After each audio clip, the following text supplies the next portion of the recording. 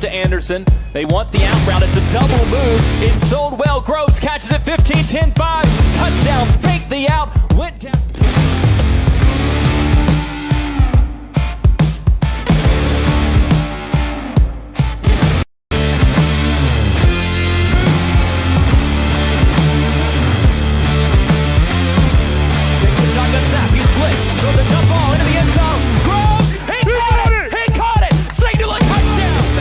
Anderson. They want the out route. It's a double move. It's sold well. Groves catches it 15-10-5.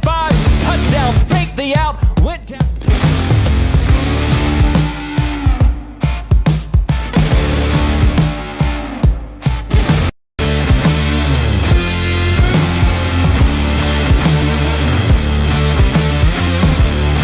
Shotgun snap. He's blitzed. Throws the dump ball into the end zone. Groves. He caught it. Signal a touchdown. The handoff to Anderson. They want the out route. It's a double move. It's sold well. Groves catches it 15-10-5.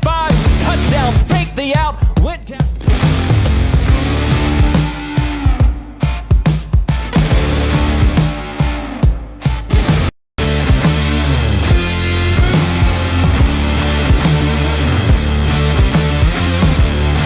Shotgun snap. He's blitzed. Throws the dump ball into the end zone. Groves. He caught it. Signal a touchdown. The handoff to Anderson. They want the out route. It's a double move. It's sold well. Groves catches it 15-10-5. Touchdown. Fake the out. Went down.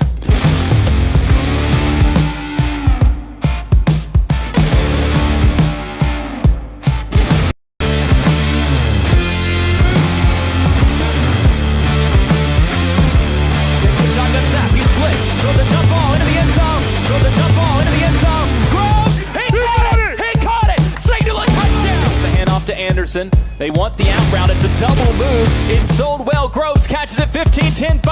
Touchdown. Fake the out. Went down.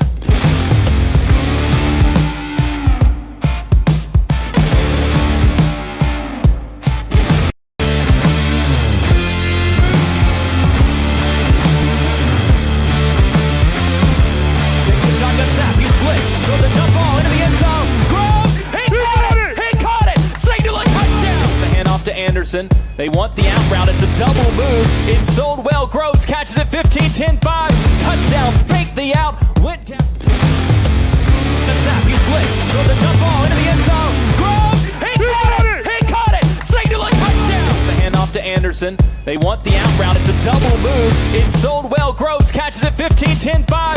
Touchdown. Fake the out. Went down.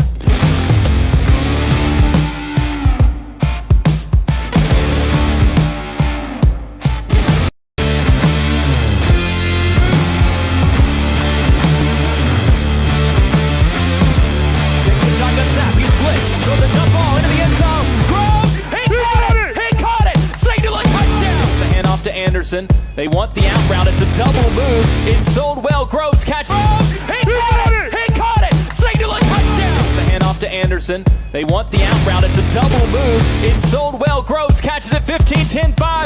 Touchdown. Fake the out. Went down.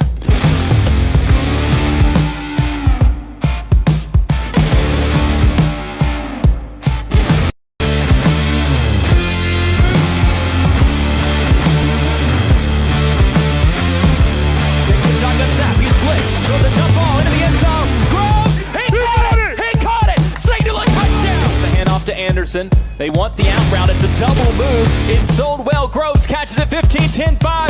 Touchdown. Fake the out. Went down.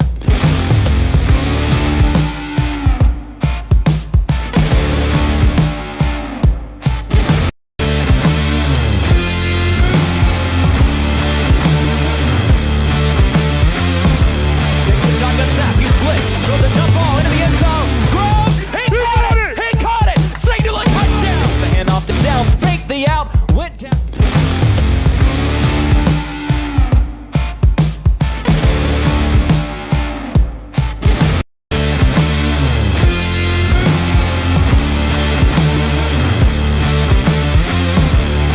Shotgun snap. He's blitzed. Throws the dump ball into the end zone. Groves. He caught it. Signal a touchdown. The handoff to Anderson. They want the out route. It's a double move. It's sold well. Groves catches it 15-10-5.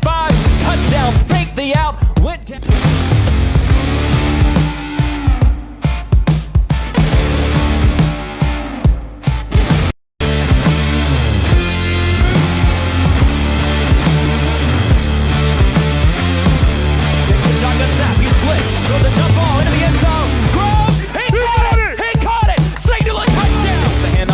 Anderson. They want the out route. It's a double move. It's sold well. Groves catches it 15-10-5. Touchdown. Fake the out. Went down.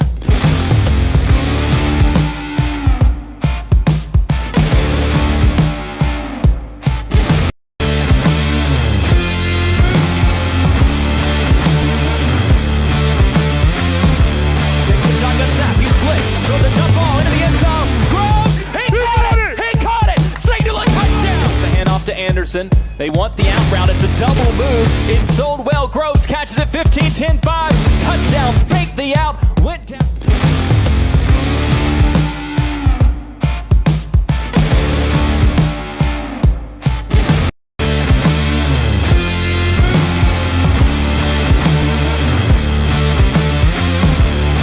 Shotgun snap. He's blitzed. Throws a dump ball into the end zone. Groves. He caught it. Signal a touchdown. The handoff to Anderson. They want the out route. It's a double move. It's sold well. Groves catches it 15-10-5. Touchdown. Fake the out. Went down.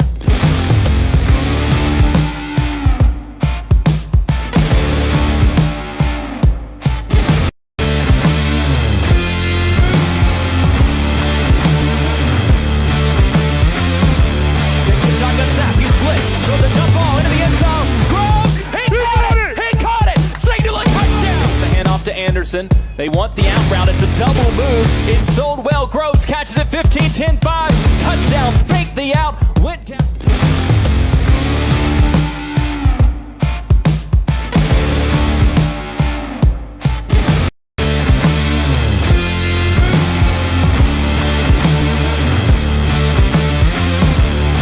Shotgun snap. He's blitzed. Throws a dump ball into the end zone. Groves. He caught it. Signal a touchdown. The handoff to Anderson. They want the out route. It's a double move. It's sold well. Groves catches it 15-10-5. Touchdown. Fake the out. Went down.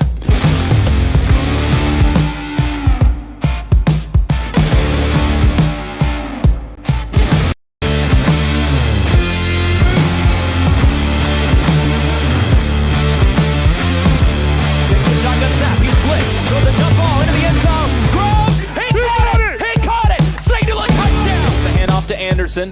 They want the out route. It's a double move. It's sold well. Groves catches it 15-10-5. Touchdown. Fake the out. Went down.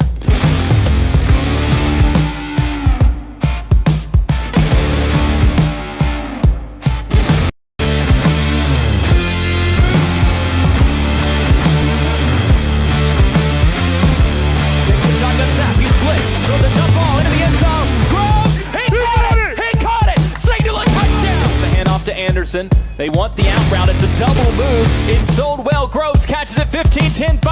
Touchdown. Fake the out. Went down.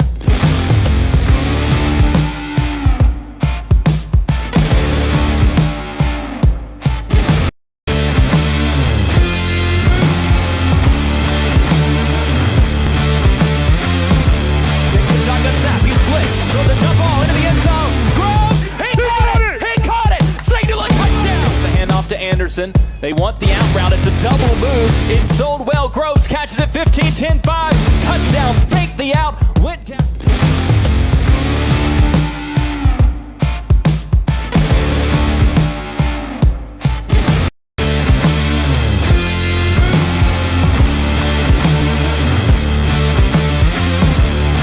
Shotgun snap. He's blitzed. Throws a dump ball into the end zone. Groves. He caught it. Signal a touchdown. The handoff to Anderson. They want the out route. It's a double move. It's sold well. Groves catches it 15-10-5. Touchdown. Fake the out. Went down.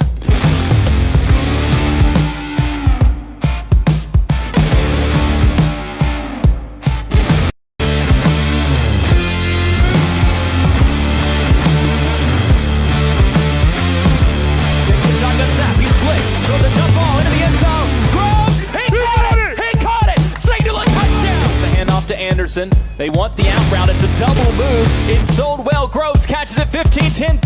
Touchdown. Fake the out. Went down.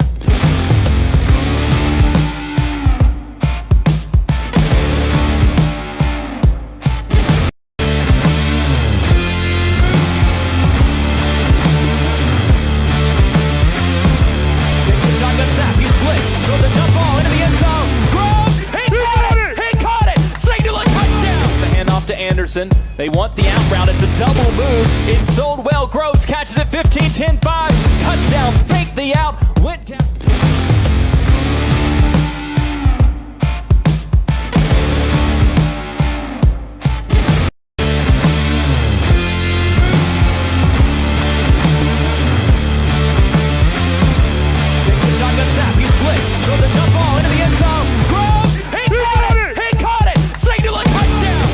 Anderson. They want the out route. It's a double move. It's sold well. Groves catches it 15-10-5.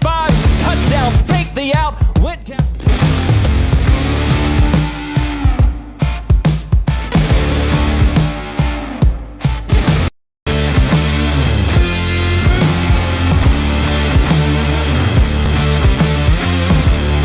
Shotgun snap. He's blitzed. Throws the jump ball into the end zone. Groves. He caught it. Signal a touchdown. The handoff to Anderson. They want the out route. It's a double move. It's sold well. Groves catches it 15-10-5. Touchdown. Fake the out. Went down.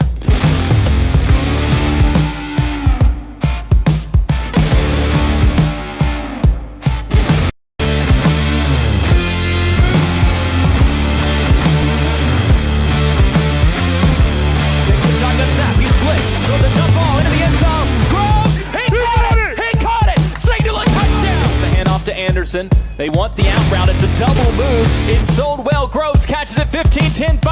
Touchdown. Fake the out. Went down.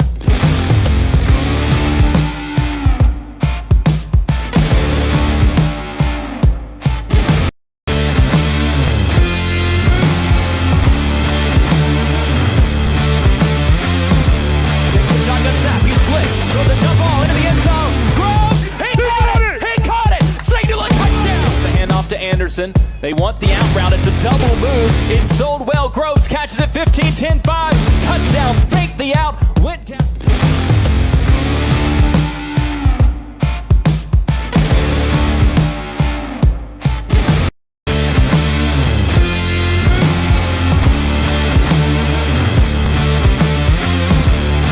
Shotgun snap. He's blitzed. Throws the jump ball into the end zone. Groves. He caught it. Signal a touchdown. The handoff to Anderson. They want the out route. It's a double move. It's sold well. Groves catches it 15-10-5.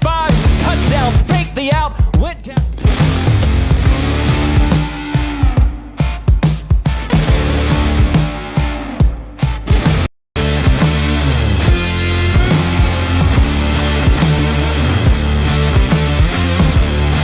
Shotgun snap. He's blitzed. Throws the jump ball into the end zone. Groves. He caught it. Signal a touchdown. The handoff to Anderson. They want the out route. It's a double move. It's sold well. Groves catches it 15-10-5. Touchdown. Fake the out. Went down.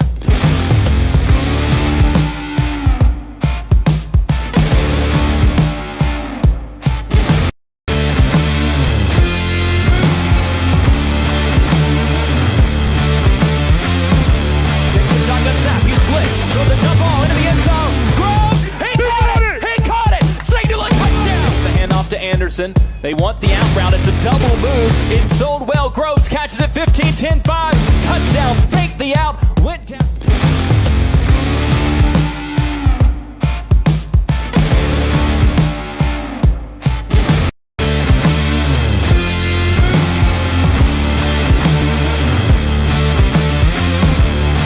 Shotgun snap. He's blitzed. Throws the jump ball into the end zone. Groves. He caught it. Signal a touchdown. The handoff to Anderson. They want the out route. It's a double move. It's sold well. Groves catches it 15-10-5. Touchdown. Fake the out. Went down.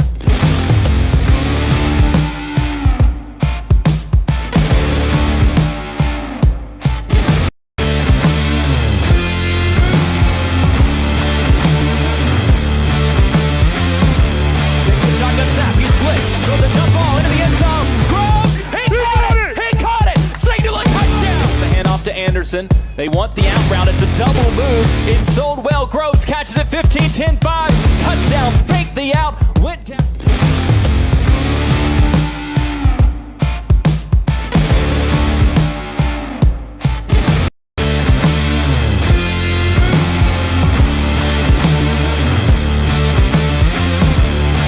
Shotgun snap. He's blitzed. Throws the jump ball into the end zone. Groves. He caught it. Signal a touchdown. The handoff to Anderson. Anderson. They want the out route. It's a double move. It's sold well. Groves catches it 15-10-5. Touchdown. Fake the out. Went down.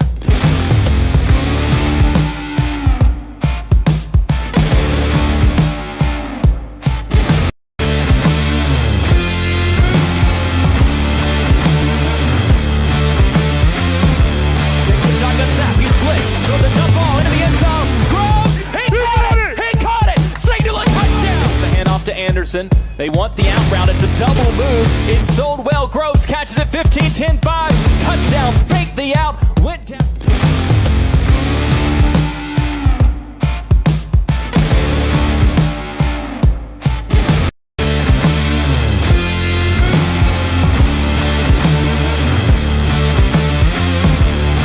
Shotgun snap. He's blitzed. Throw the dump ball into the end zone. Groves. He caught it. Signal a touchdown. Off to Anderson. They want the out route. It's a double move. It's sold well. Groves catches it 15-10-5.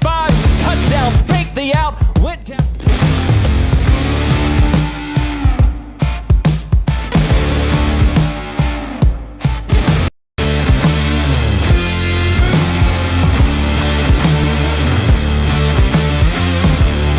Shotgun snap. He's blitzed. Throw the dump ball into the end zone. Groves. He caught it. Signal a touchdown. Off to Anderson. They want the out route. It's a double move. It's sold well. Groves catches it 15-10-5.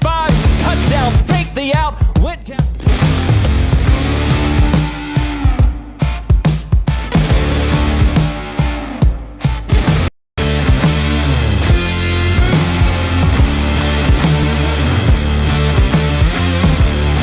Shotgun snap. He's blitzed. Throw the dump ball into the end zone. Groves. He caught it. Signal a touchdown. Off to Anderson. They want the out route. It's a double move. It's sold well. Groves catches it 15-10-5. Touchdown. Fake the out. Went down.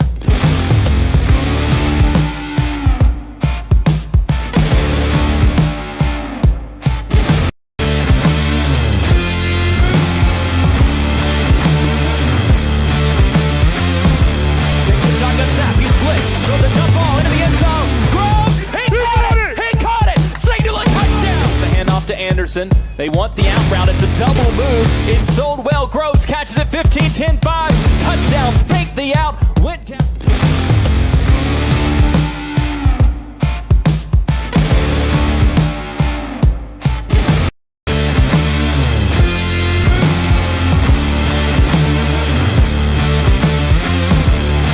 Shotgun snap. He's blitzed. Throw the dump ball into the end zone. Groves. He caught it. Signal a touchdown. Off to Anderson. They want the out route. It's a double move. It's sold well. Groves catches it 15-10-5. Touchdown. Fake the out. Went down.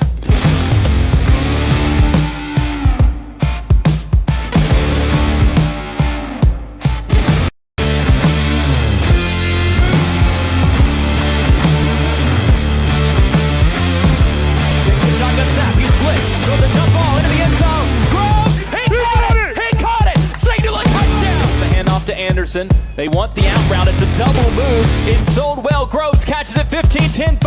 Touchdown. Fake the out. Went down.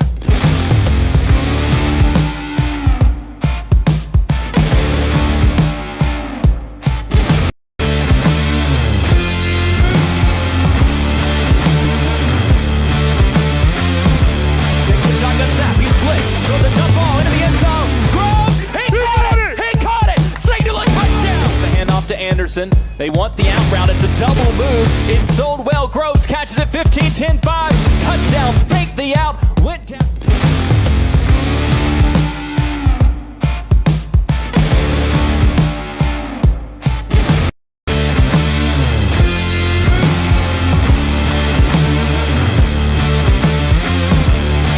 Shotgun snap. He's blitzed. Throw the dump ball into the end zone. Groves. He caught it. Signal a touchdown. Off to Anderson. They want the out route. It's a double move. It's sold well. Groves catches it 15-10-5. Touchdown. Fake the out. Went down.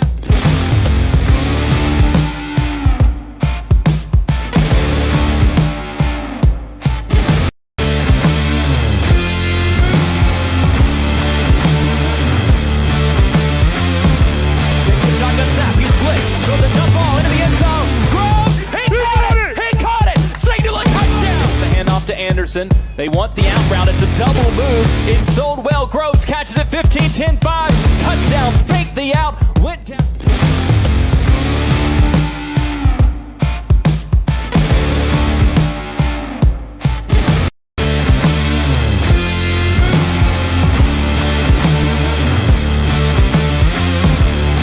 Shotgun snap. He's blitzed. Throws the dump ball into the end zone. Groves. He caught it. He caught it. Signal a touchdown. The handoff to Anderson. They want the out route. It's a double move. It's sold well. Groves catches it 15-10-5. Touchdown. Fake the out. Went down.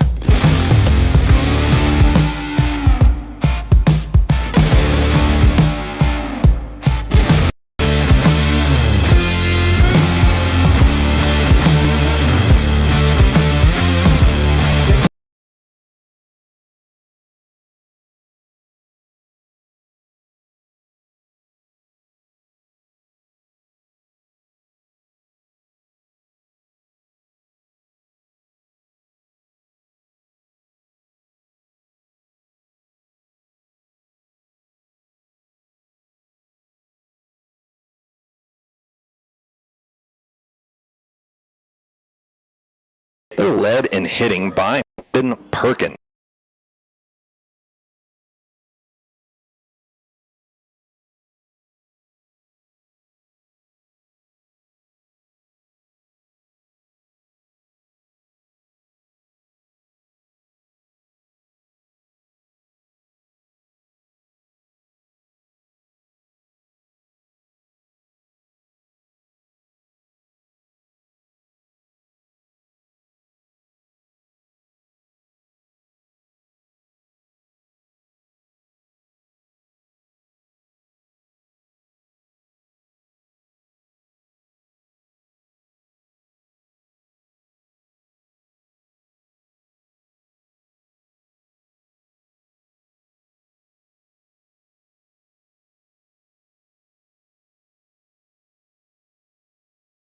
He's thrown 5 2/3 innings with a 6.1 ERA.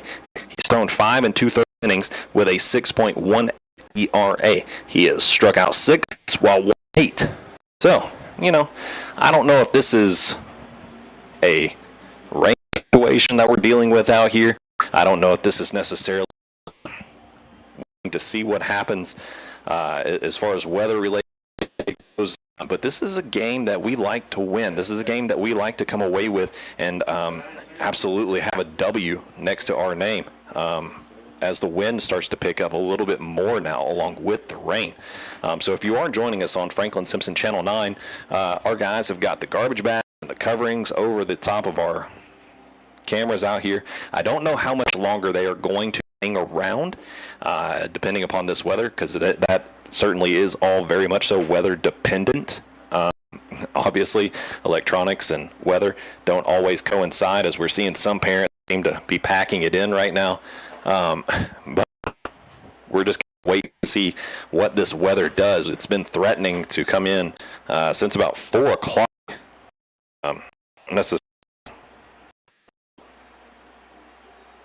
know how that's going to roll out. I've been continuously checking the weather here, and it seems like it's always breaking up or skirting around Franklin, but it's here right now, and it is coming down here at Franklin-Simpson High School's Greg Shelton baseball field, which maybe not tonight, because I don't know if anybody wants to come hang out in the rain, but any other night, I would definitely invite you to come out and join us for a game here, get a ballpark hot dog, and spend some time here.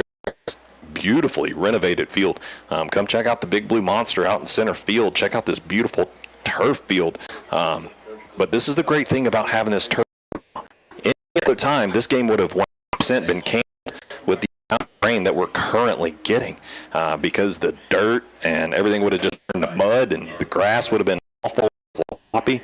But right now, we got a pretty good drainage system out here on this field, and these boys, they can still go play ball if this weather kind of holds up like it says that it might.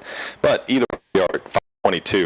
I don't know what's going to happen with this weather. We're just going to kind of hang out, and maybe here in a minute we'll talk about football. But either way, we're going to take ourselves about a 3-minute break, and we're going to come back and we're going to talk about baseball, and then we're going to see what happens beyond that point. So Thank you for joining us. I'm Cody Schuler. We're going to take a 3-minute break and come back to you with some more Franklin-Simpson Wildcat Baseball live on 92.3 WFKN.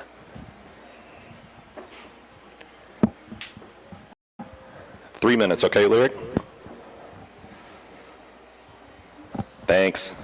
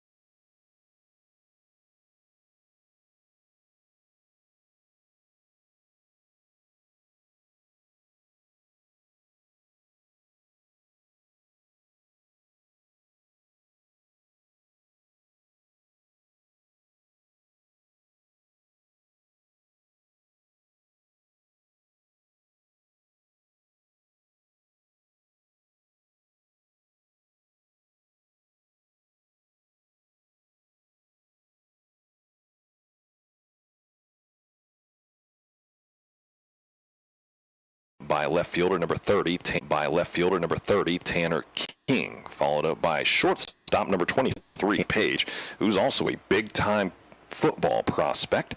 Then it's going to be designated 15, Jackson Decker. Followed up after that is going to be first baseman number 21, Dylan Marr, followed up by third baseman number 1, Kreider Yarbrough. After that, we're going to see right fielder number 4, Caden Perry. And then pitching tonight for the South Warren Spartans is going to be the aforementioned number 19, Max Lobb. That's a pretty great pitching name, I'm just going to say. By the way, Max Lobb, that is a great pitching name. And pitching is going to be number 6, Jacob Lobb. So lob to lob here tonight from pitching to catching.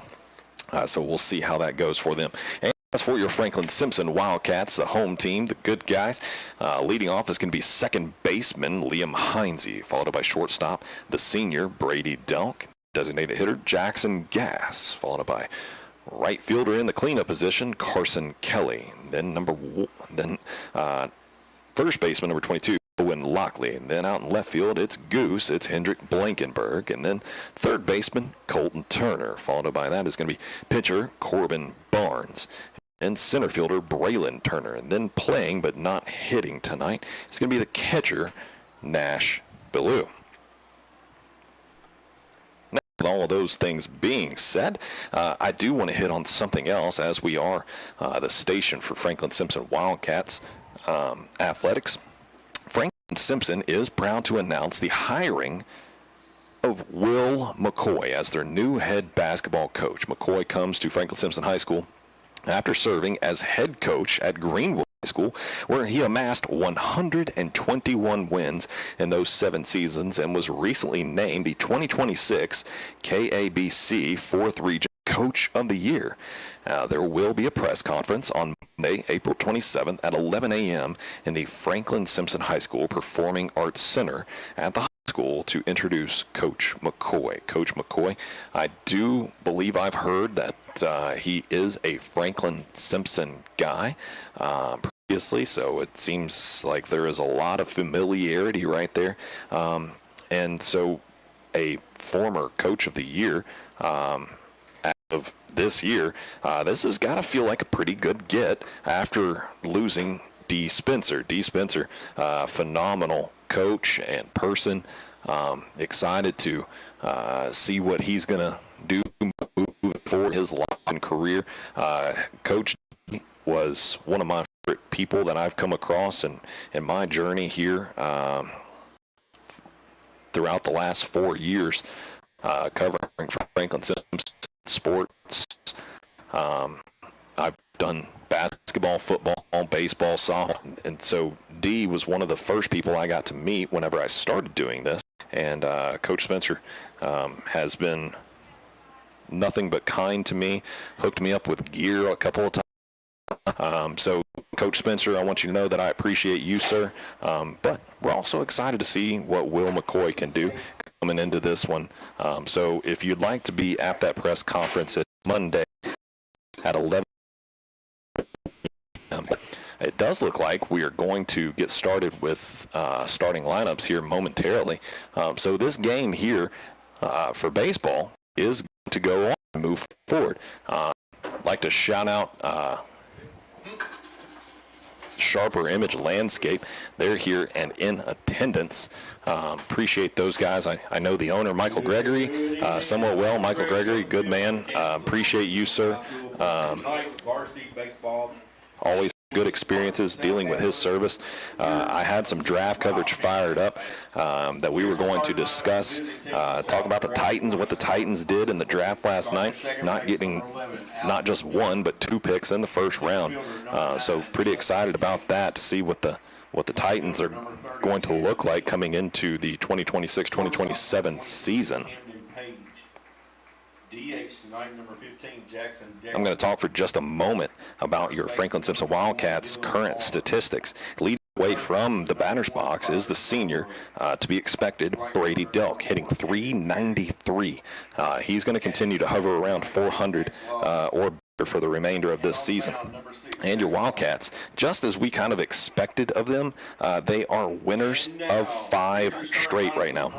Won 5-0 at Allen County Scottsville, won 6-2 here at home against Springfield. Back-to-back wins against Russellville, 10-0, and just 5 innings, both of those. And then on yesterday, it was a 9-7 win against Warren East. In that game against Warren East, starting pitcher Easton Kelly started that one, went 5 full innings, threw 108 pitches, struck out 6, 5 walks, only gave up 2 earned runs. And on his relief was Brady and Jordan Brandon. Both of those young men played a role, but the big name from last night would have been Brady Delk, going 3 for 3 in that one with an RBI and a walk and 2 stolen bases. So now we've got our national anthem coming up. We're going to take a quick break, and we're going to come back to you with my 2 most favorite words in all of sports, which is play ball. We'll be right back on 92.3 here in about 3 minutes.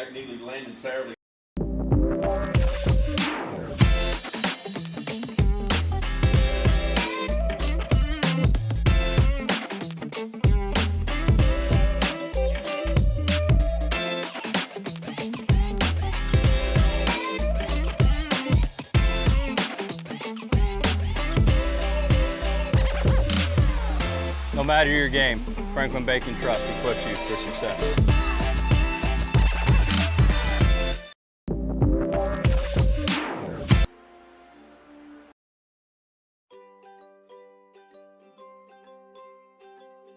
Well, we're right here. We're in town. If somebody has an issue, we're there either that day or the very next day.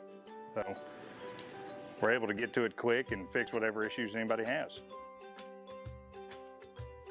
Better speeds. I feel like it's a lot more reliable. With other services, you might get interference during like the weather or something, and you might lose service and have to wait for it to dry out again or something like that. But with fiber, you won't ever have that issue just because it is glass, so you can't really, weather's not really going to affect it much unless like a tree tears it down or something. We provide the city and the county, so within city limits, and then most areas that Warren provides electric service to out in the county.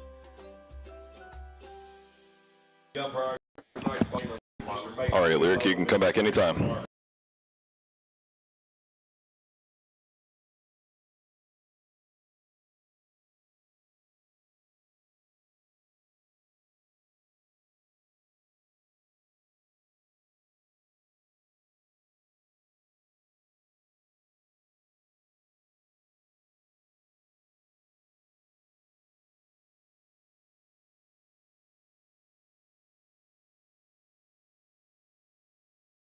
Everybody, I'm Cody Schuler. Thank you for joining us on the call tonight.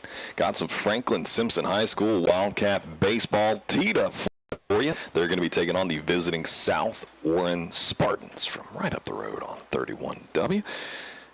Spartans have always been, in my opinion, in the number 2 rivalry against your Franklin Wildcats. Wildcats. Of course, Logan King, number 1, is always given a hard time, but you know, it's a new season, and South Warren and Franklin-Simpson are both sitting at 12-8 in terms of overall record. And tonight there's going to be a lot of youth out here on the field in terms of experience and time on both sides of the baseball diamond. And we're going to have a freshman to freshman connection, and Corbin Barnes getting the start. Corbin made his varsity debut right here at home earlier in the year. I'm not going to pretend to remember the statistics from that one.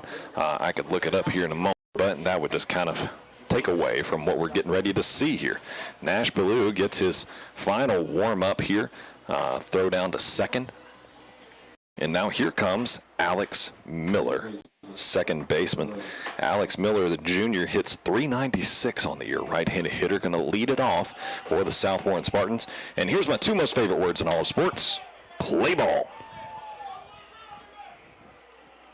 Barnes likes the signal. Here's the windup and the pitch. That's hit. A little bit of trouble. Oh, off the glove of Colton. It was into that gap between short and third. So first pitch swinging, and that's getting there. Infield hit. Alex Miller. Next up, center fielder number 9, Justin Capps. Capps is a .373 hitter.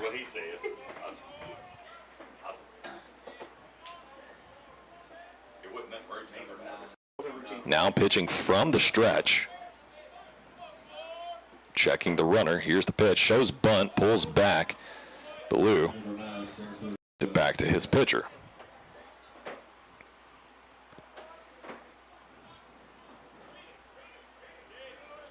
In tight on the plate is Capps. Capps a junior. Here's the pitch. Change up. Seems to fool Capps and gets underneath it just a bit. Fouls it off out of play. I thought the rain had died off, but now everybody's getting their umbrellas back out. Sets up outside, does Ballou. Checking the runner. Runner goes. Fouled off. And I've got to say, the jump that Alex Miller got right there, showing off some speed. Hope that young man's on the track team because he was moving. He was gone to second. Little hit and run play there. Now with one on and no out here in the top. Playing underneath the lights throughout the duration of this one, as it is a pretty cloudy day. Goes ball high, and Ballou throws down to first. Diving head first is Miller, but he's safe.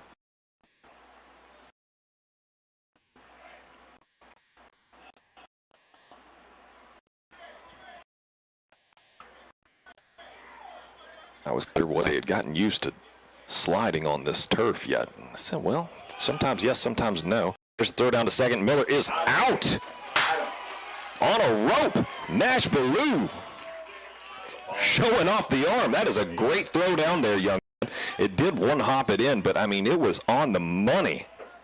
Alex Miller with plenty of speed. Didn't get quite the jump this time that he did on that potential hit and run. And that is a great momentum builder, this Franklin-Simpson Wildcat team.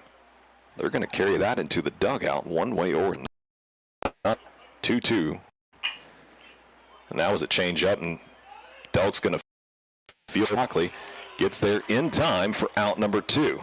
Had to travel quite a distance to his left towards that time. Did Delk. Brady Delk doing Brady Delk things and makes it look pretty routine. Up next is going to be left fielder number 30, Tanner King. King, a sophomore, hitting .353 on the season with 18 hits through 20 games. Left-handed hitter. Takes ball 1 high and outside.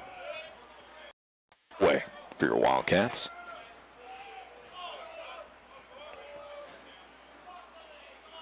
Wind up and the pitch. Foul ball. Count gets to 1-1. That's going to be super important here for Corbin Barnes, and is to not get too far behind in the count. If you can stay somewhat ahead, just not get too far behind. You don't want to see a lot of 3-0 counts. That's a strike. 1-2 is the count now for Barnes. Great looking pitch there. Looked kind of like a four-seam fastball came across. That's a rocket right at Lockley. He fields it off the one hop, and he's going to run it over and straight into the dugout. 3 up, 3 down for your Wildcats after an opening hit. The defense does great things out there, and now we're going to head into the dugout and see if we can warm up our bats. We'll find out when we return live on 92.3 WFKN. They split with Greenwood in their series. Yeah. So, yeah, you're right. Yeah, they got big Michigan Bowling Green coming up. Just 1 minute, please. Thank you.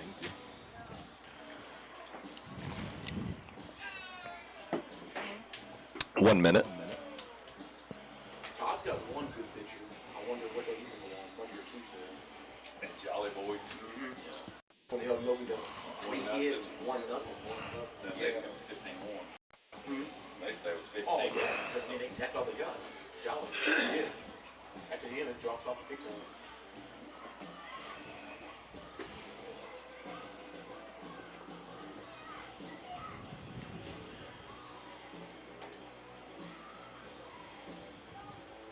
Got to get on Will Mike. They're not inviting other players to be on the radio show this week night. Serving the families of this area for over 40 years. Handcrafted only.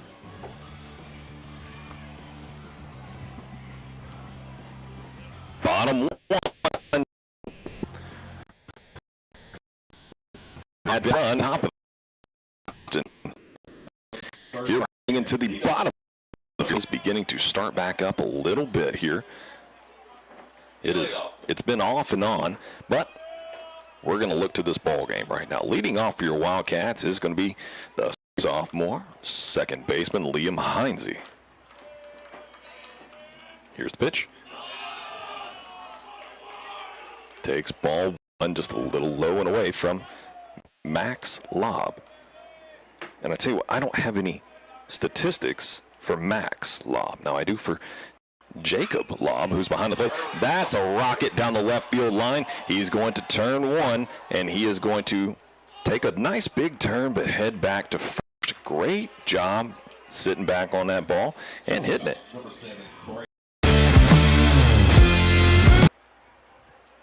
Now I'm looking at numbers here, and it does say Jacob Lobb is number 6, and I've got Jacob Lobb out there on the mound.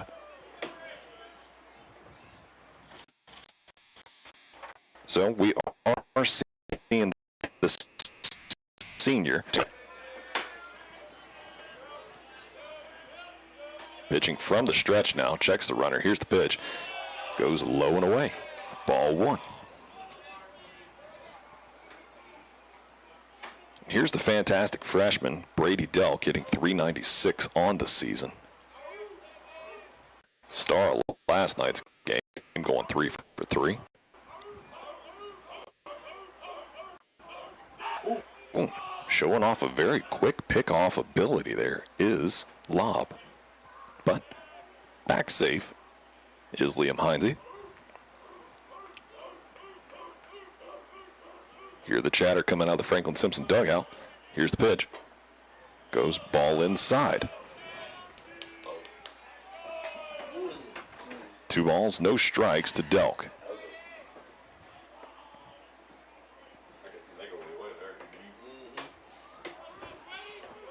Lob sets. Big, decent lead for Heinze. Here's the pitch. Goes ball low and inside. 3 balls, no strikes now to Delk. Delk, who has spent a lot of the season as the leadoff hitter. Or at least in multiple occasions. And we've been on the air with you here in the 2 spot. That's ball 4 as he watches it go by. And Franklin-Simpson's cooking here in the bottom of the first inning pretty early on with 1 hit and a walk now. And here comes designated hitter Jackson Gass. if you get anything near the plate, that young man's going to put bat on the ball.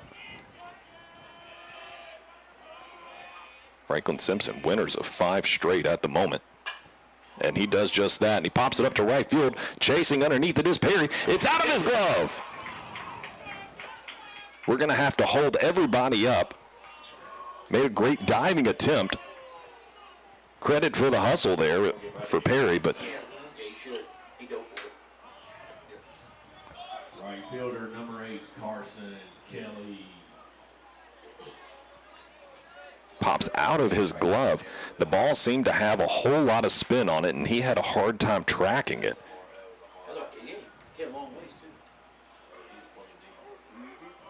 Now, here comes cleanup, right fielder Carson Kelly. That's right at the second baseman. He's going to hit 2 and turn 2. So that's a 4-6-3 double play for South Warren. But it's enough to drive Heinze home. And the Wildcats still got one over on her.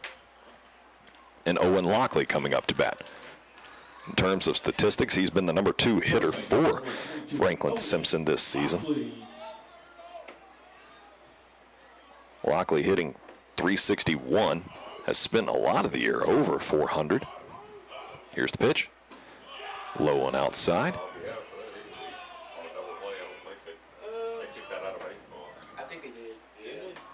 Camden Page making that double play turn look pretty easy out there. Page, a multi-sport athlete for South Warren. Ball inside.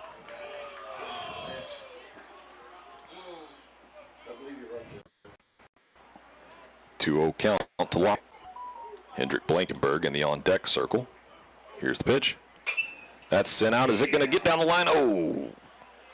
Travels just foul down the right field foul line.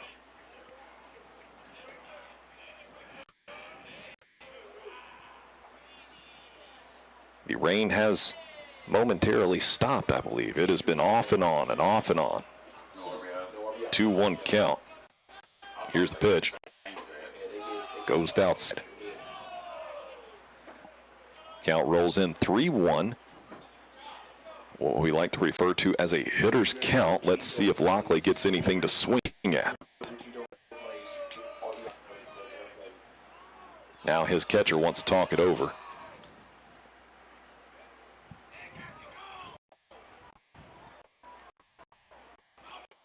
Simpson dugout tonight. Here's the pitch. Ball 4. Wildcats are going to go up with runners on the corners, and here comes Goose, also known as Hendrick Blankenberg. Hendrick, through just 16 games as a hitter, is hitting .344.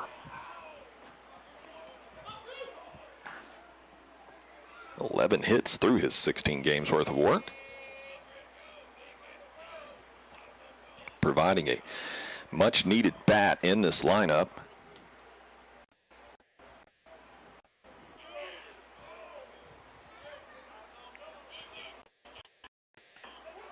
Goose takes the batter's box. Kind of stomping around over the plate while he gets his lead. Here's the pitch. That's a strike.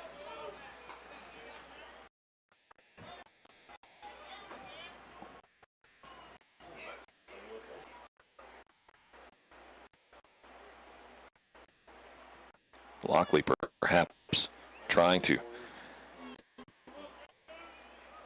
conceal. Here's the pitch. Swings through and misses. That's a slider, it looked like, and man, that thing had a lot of break on it. That's a good-looking pitch there off the hand of Lobb.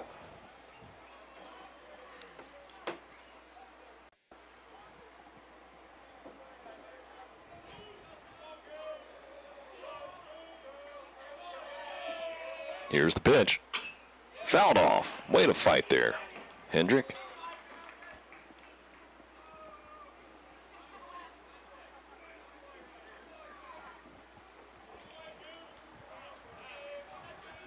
.0-2 count.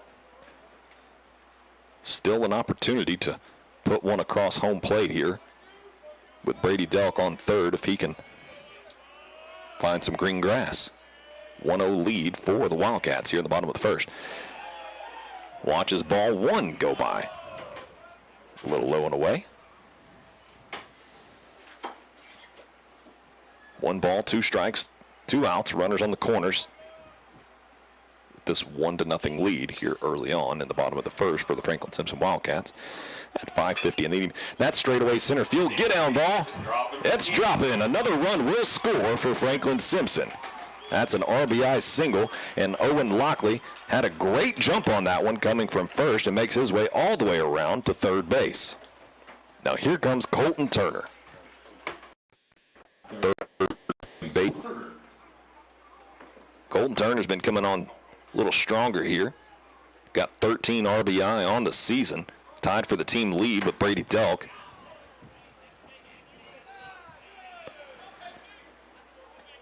Seems as if his bat just gets a little bit quicker whenever he's got ducks on the pond. Hendrick off to a good lead, and Lobb steps off.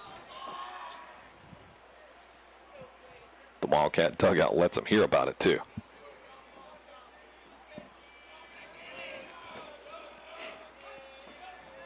Here's the pitch. Low and away for ball one. Coach Delk sending signals across the way to Hendrick over on first base. And South Warren wants to have a chat, talk about it. I'm surprised this is the first mound visit, if I'm being honest with you. They'll do whatever they can to cut down the momentum of an opposing team.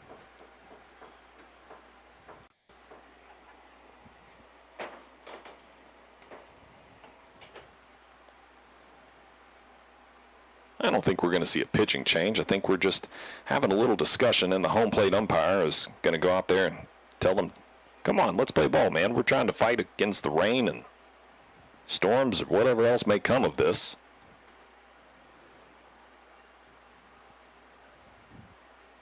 Pep talk after the game. Let's get this one moving.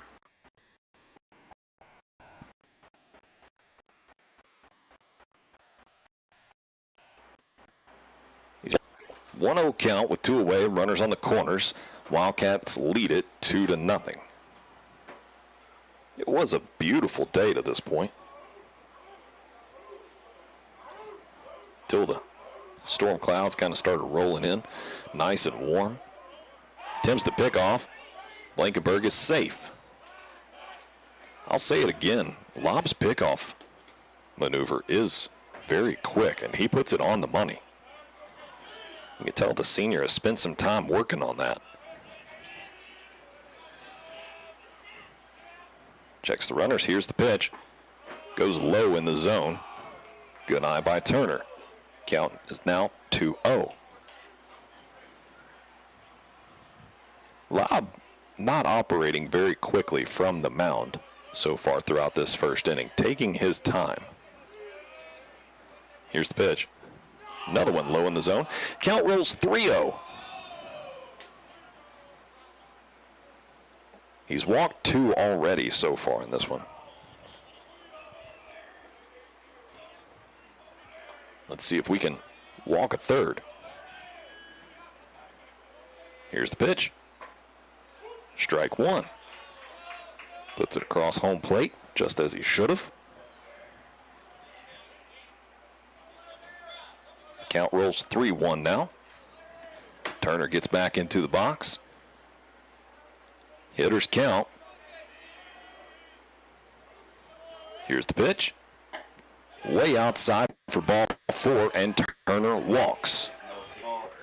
Now here comes the pitcher, freshman Corbin. Corbin has only had 1 plate appearance so far this season. So I'm not going to pretend like I know what's about to happen. Here's the pitch. He throws that one nice and easy right down the middle of the plate. Barnes watches strike 1 go by. So bases loaded, 2 away. Here's the pitch. Strike 2, right down heart of the plate. Barnes needing to be aggressive and get that bat around now with a big opportunity, leading 2-0 with bases loaded. Wow, that was a nasty-looking curveball. I don't know why he went with the curveball there, but that thing was filthy. Wildcats do a whole lot of damage, though, and put up 2 runs up there on the board and lead this one 2-0 in second. We'll find out what the defense can do when we return live on 92.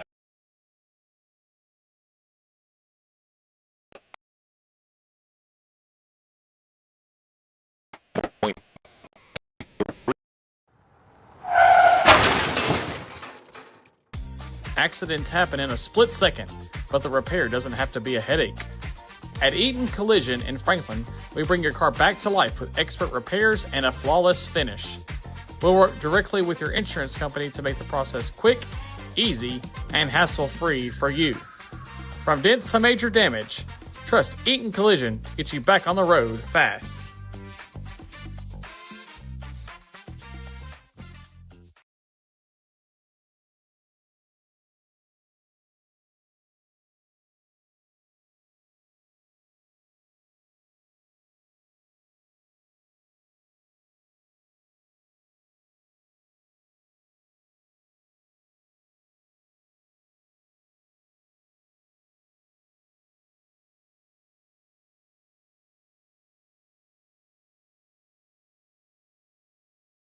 And your Wildcats with an early lead, 2-0.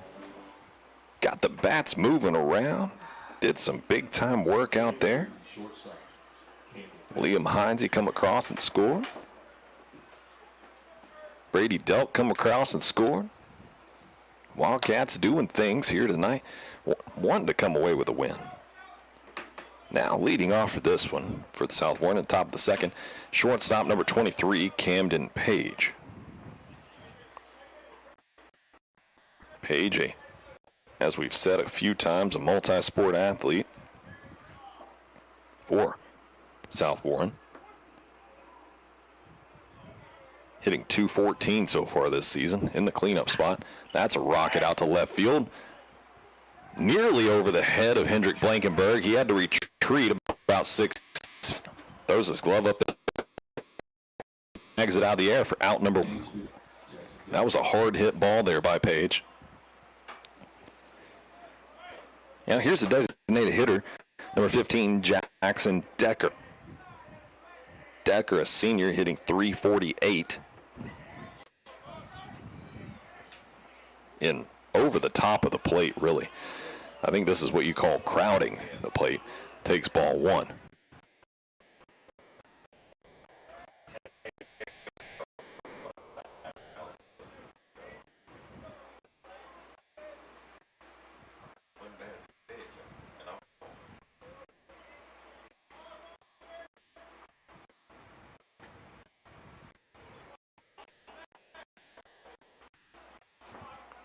Ball 2. That's ball 3, but I tell you what, that's a pretty good looking pitch if you just base it off of where he's standing at the moment. Here's the pitch. Strike 1 from Barnes. This is a senior, as I would imagine, and I would say, this is a senior trying to get in the head of a freshman pitcher here by standing over the top of the plate like this, and he gets a walk.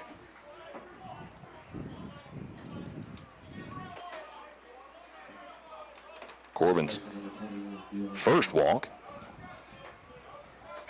Now here's number 21, Dylan Marr. Marr, the first baseman. Marr, Jr., hitting .372 on the season.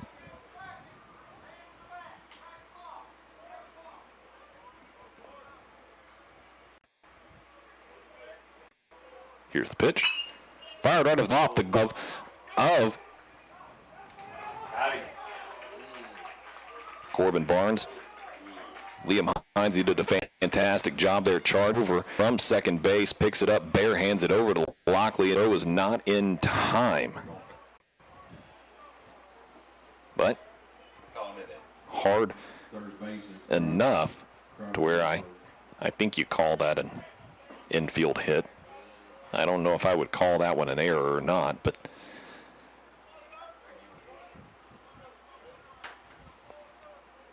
Spartans in business now all of a sudden with runners on first and second and one away. Hanging curveball goes a bit outside off the Barnes for ball one. To number one, Kreider Yarbrough, third baseman for the Spartans.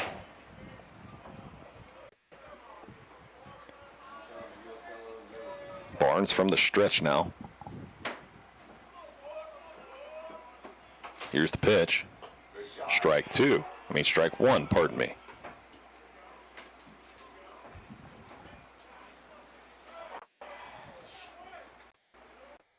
Barnes has a really nice swing. He back, let's go. To be a freshman. Setting up inside here is Ballou. Here's the pitch. Foul off by Yarbrough. 1-2 count now. Gets ahead, does Barnes.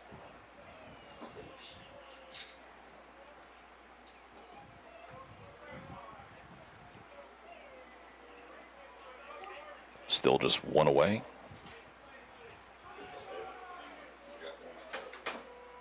Wildcats holding a 2-0 lead. Here's the pitch. Curveball stayed up that time.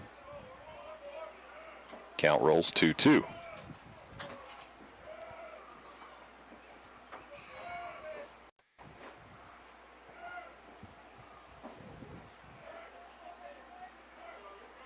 Barnes is set. Here's the pitch. Lifted high. Shallow left field. Brady Delk calling everybody away. Fields it cleanly just into foul territory for out number two. What a great play that was from your senior shortstop, Brady Delk. I mean, he traveled probably, 70 feet to run that one down in foul territory. At least 50.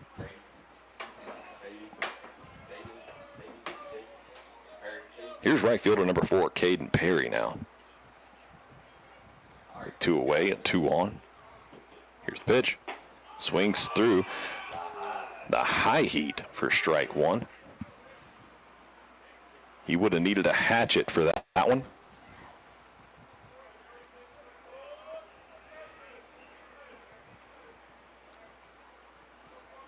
Oh, 1 count. Barnes sets, checks the runner out at second. Here's the pitch. Ball just a hair inside. 1-1 count.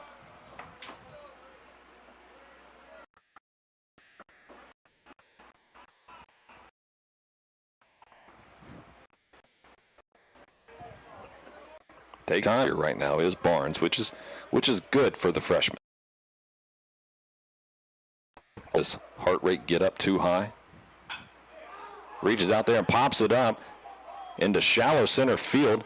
Braylon Turner calling everybody away and catches out number 3 off the bat of Perry. And your Franklin-Simpson Wildcats blank the Spartans again there in the top of the second and head into the bottom of the second, trying to warm up their bats yet again with a 2-0 lead. We'll find out if they can add to it when we return live on 92.3 WFKN.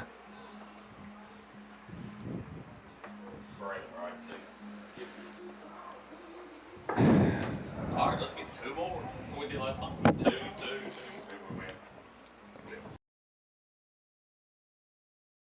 In Franklin, we keep things moving, from the work trucks to the family vans. We all need a pit stop now and then. At Grease Monkey of Franklin, we make oil changes fast, friendly, and reliable for personal vehicles and entire fleets. Whether you are headed out on a road trip or making deliveries across the county, our certified technicians will keep your engine running clean and strong. We treat every car like it's our own. Our goal is simple: get you in, out, and back on the road with confidence. Fleet service? No problem. We work with local businesses to keep their teams moving without the downtime. And right now, mention FS Channel 9 and get 9% off your full synthetic oil change. Grease Monkey Franklin, home time service that is done right, done fast, and built for the road ahead. Visit us at Grease Monkey across from Walmart and Nashville Road, Franklin, Kentucky. Here, leading off for your Franklin-Simpson Wildcats is going to be center fielder Braylon Turner. Braylon recorded the last out in the top of the second inning, running good distance to catch the pop fly. Waiting on deck is going to be the top of the lineup, Liam Heinze. Braylon takes strike one.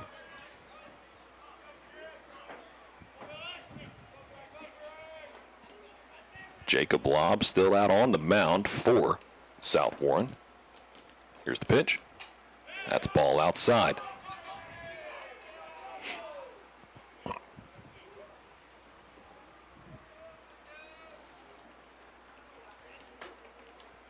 One count to the leadoff. Number 2, Braylon Turner takes the high heat for ball 2.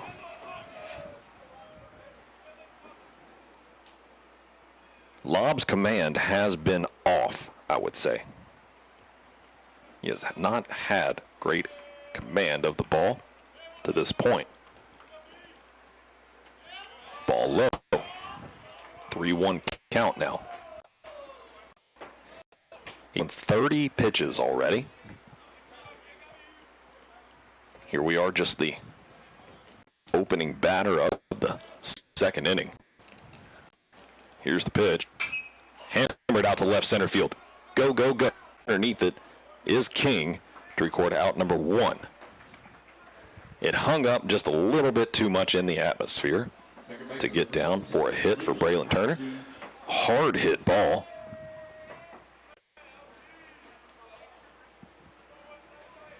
And here comes sophomore Liam Heinze. Heinze with a leadoff hit, painted the left field line. He takes ball 1, pardon me. A little low and out of zone. Set up in the back of the batter's box is Liam. Lob sets, throws. Strike 1. Nope, low in the zone. It was right across the plate, I can tell you that. Low in the zone, though. It was. 2 balls, no strikes. First one was a mistake. I thought the second one was a strike. Now that one was a ball. Low and away. And I see movement over there by the head coach from South Warren already. If he throws ball 4, he's out of the dugout. I'd imagine this would be the last pitch. Strike 1. South Warren coach hangs his head, took about half a step back towards the dugout now. 3-1 is the count.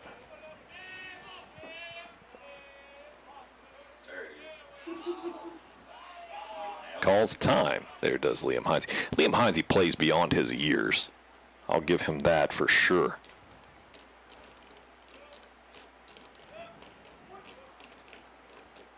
A little change of pace in the chatter from the dugout from Franklin-Simpson. Here's the pitch. Called strike 2. Not given the benefit of the doubt, and the count runs full after back-to-back strikes. Brady Delk on deck. Here's the pitch. Turns on that one. Might have been a strike. It's a good swing on that one from Heinze.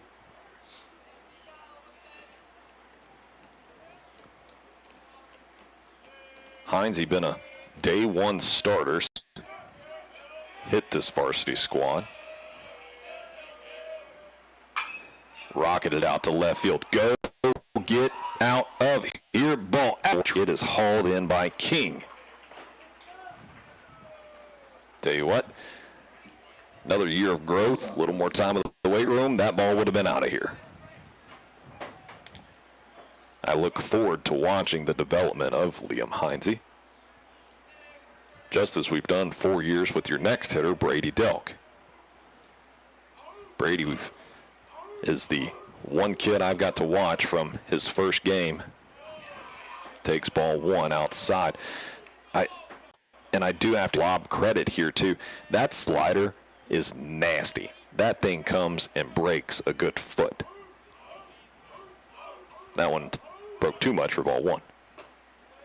That one stays low and inside for ball two.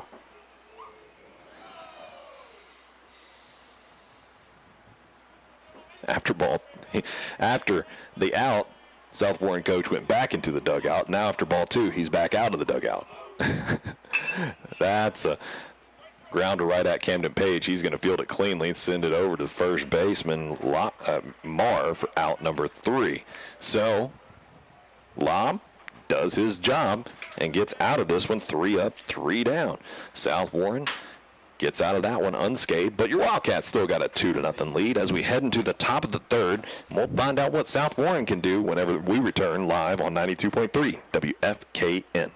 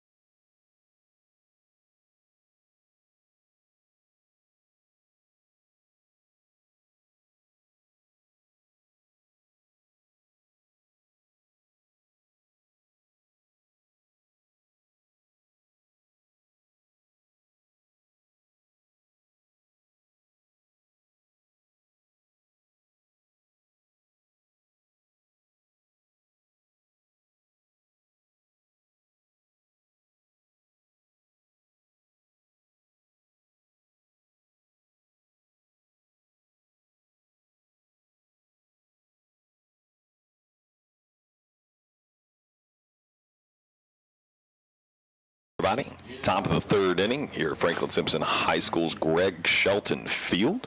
Franklin-Simpson Wildcats taking on the visiting South Warren Spartans. And your Wildcats got a 2-0 lead here to the opening hitter of number 19, Max Lobb. Now here's the wild thing though, okay? The state of Kentucky is very accurate typically with their statistics. And I don't have a single statistic for Max Lobb anywhere on their roster or anything.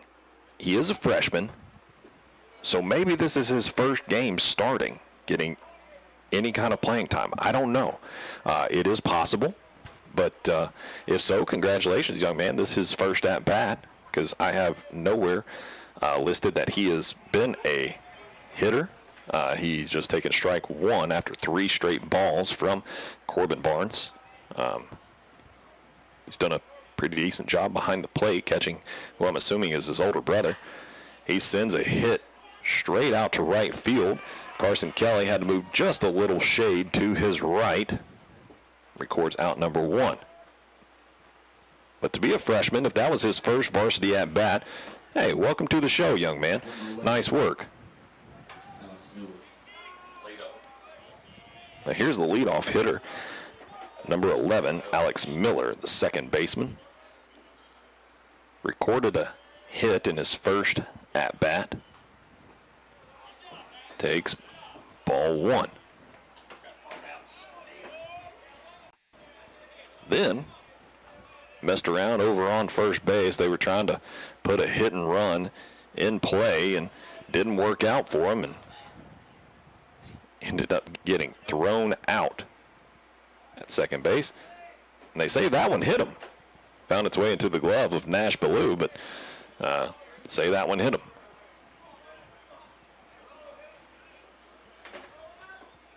So South Warren has got yet another runner. Miller, a threat to steal. He's trying to do it. His first at-bat. Nash is set. He thought about going. Nash shows Great pop ability there. And Nash is not a short in stature young man. He's, I would imagine, over 6 foot tall. I'm about 6'3", and he's pretty much looks around eye to eye with me. And what we call pop ability is how quickly a catcher can get from his down in catching stance to getting into his throwing motion, popping up out of the stance. Very quick at it. That's going to get right over at second base. I thought that thing was going to drop in there for a hit into shallow right field, but Liam Heinze runs underneath it for out number 2, and Miller remains over on first base. Now here comes left fielder Tanner King. Made a couple nice plays out left field in top of the second inning, running to his left to record an out. On some hard hit balls by the Wildcats.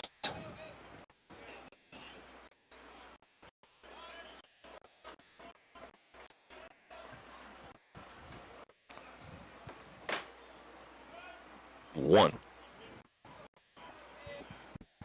King gets set, left-handed hitter. Runner, pitch. Tries to aim that one up, but I think it stayed low in the zone for ball 2.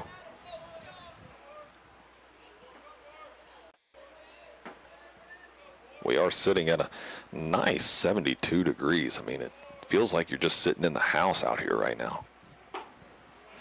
Ball stays outside for ball 3. Second time we've seen a 3-0 count from Corbin here in this inning. It's important for a young pitcher to try to remain ahead or at least at even. As he throws strike 1, and taking all the way was King. 3-2. He just got a 3-2.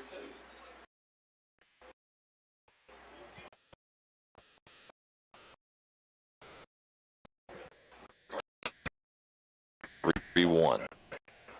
That's the count. Here's the pitch. And that's ball 4. Corbin, his second batter of the evening.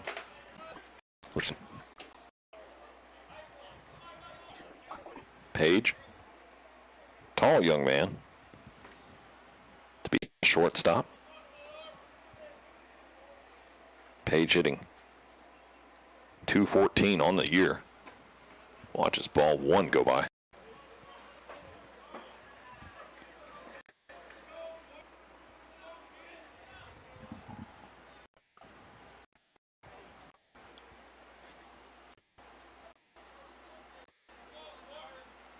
Southbourne Spartans, I believe, is the Final Four championship game of the state tournament. Takes strike 1. Count goes 1-1 with 2 away. Let's see if we can have back-to-back innings where we strand 2 for the Spartans.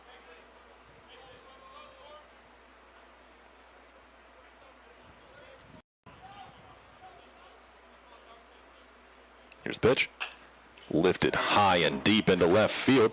Getting underneath it, though, is Hendrik Blankenberg, and he's going to record out number 3. Goose has got it.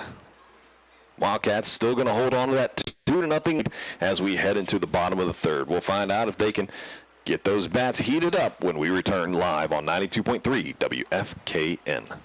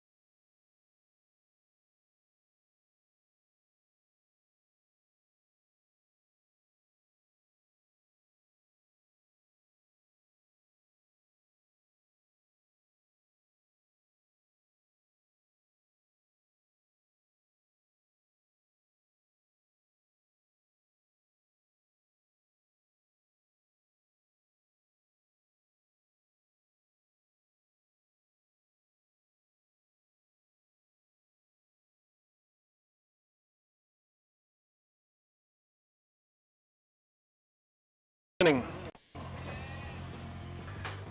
Bottom of the third inning. Here we are at 20 minutes past 6 o'clock, still holding steady at 72 degrees, and the rain is holding off out here, and your Wildcats are holding on to a 2-0 lead here at the bottom of the third with the leadoff hitter. And this one is going to be Jackson Gass, the designated hitter. Gass had a hit out to right field in his previous at-bat, and he just lifts one deep out to left field. Get into fifth and going to first base, and he's going to have to dig for it at second, and he goes safely into second. A head-first slide, getting the job done. Jackson Gass put the gas on that swing, nearly got one hopped into the fence out in left field.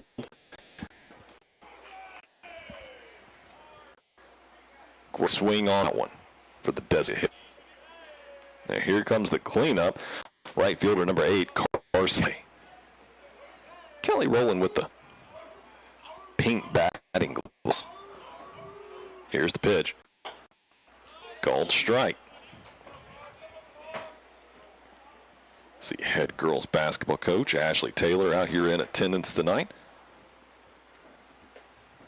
Back-to-back region champions for the basketball Lady Cats.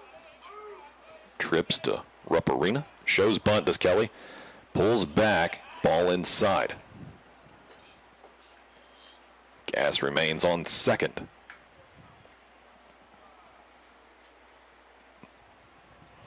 1-1 count now with none away.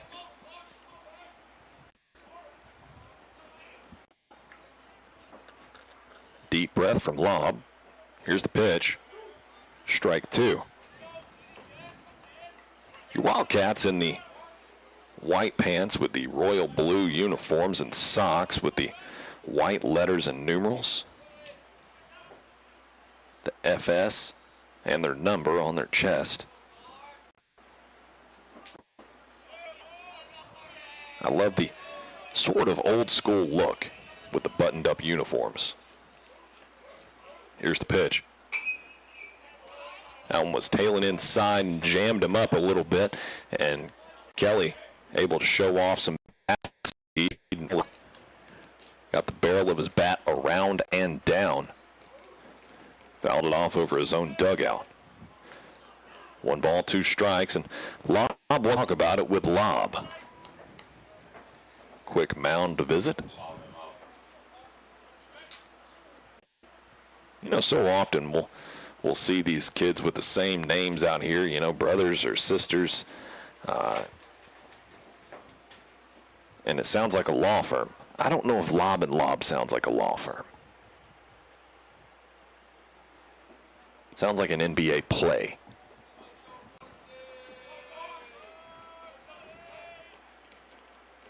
Which I could go on a rant about right now with the A, but I'm not going to as the playoffs are going. Checks the runner out on second base. Does Lobb. Here's the pitch. It's a Terepkin, and Miller going to fire to first to Marr and record out number 1. So, moved over the runner. Nice work there by Carson Kelly to move the runner.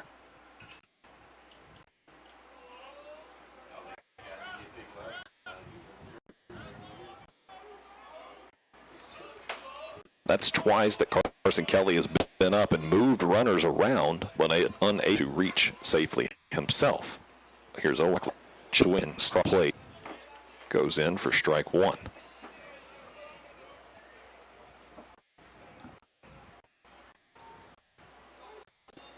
So now third, count. Here's the pitch. That's a liner out to center field. Jackson Gass is going to score easily. Lockley with his first hit. Walked earlier in this one. And your Watts now lead it off that RBI 3-0. Wildcats feeling good over there in the dugout. Here comes Goose. Hendrickberg, 1 for 1.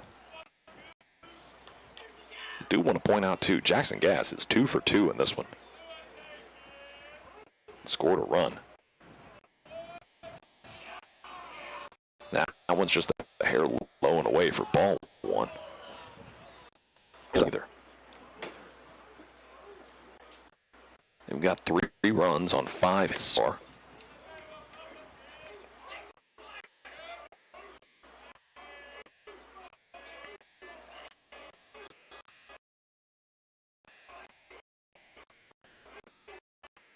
Here's the pitch. Runner goes. Good. Oh, and he sends it over to. He sees it. Yeah, Buckley took off. The second baseman ran towards second, and he got jammed up on the swing, and it popped it up over towards where the second baseman Miller would be in position to field, but the first baseman Marr had to run towards it, and they got to the ball. He slipped and was unable to field it and throw it to covering first, pitching Jacob Lobb, and Hendrick beat it out. So I think you call that in the hit. Coltner walked in his previous at-bat. Wildcats continue. Pitch. Hot tire. Ball 1. Innings. Lobb has already thrown 53. Wildcats, other than a time or two, have gone deep and reaped.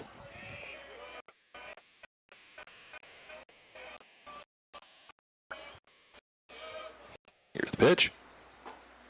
That one's low and inside too.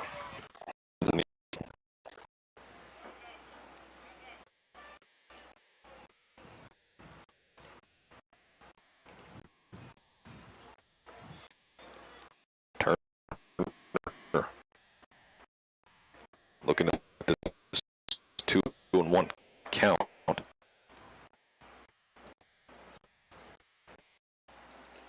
Here's the pitch. Then sends grab and he does, and fires a long throw over to Turner, just ahead of his foot hitting the bag.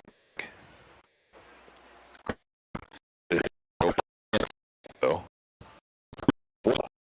one inside.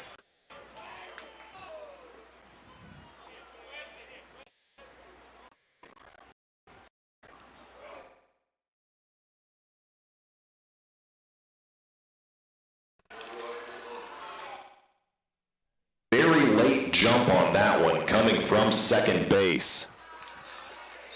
But the pitcher, Corbin Barnes, coming through with an RBI single.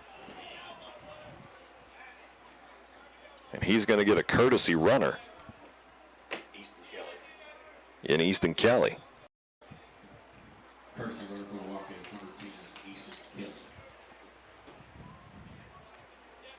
Now, Braylon Turner put a lot of bat on the ball in his previous at-bat. Drove it out to left field. I thought it might have gotten down for a hit, but it just seemed like that ball continued to rise and rise and rise into the stratosphere. Now, nearly picks off Easton Kelly, the courtesy runner over on first.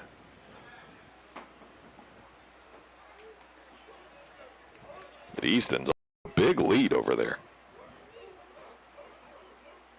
Lobb checks him again. Pitch.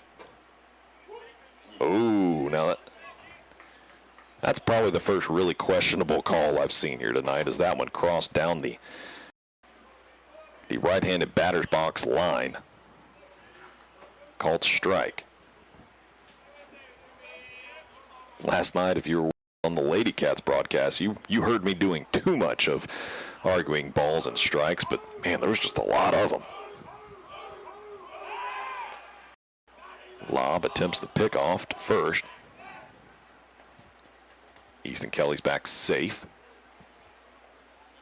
Braylon Turner did back into the batter's box. Runners on the corners, 4-0 lead for Franklin-Simpson.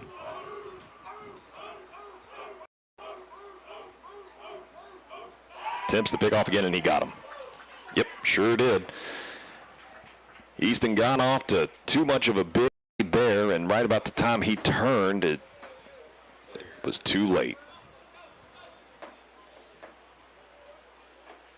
What a shame that was right there. A couple of missed opportunities there for Franklin-Simpson. I'm going to hang out with you through this break right here, and just we're going to chat about these Franklin-Simpson Wildcats as they are winners of 5 straight. But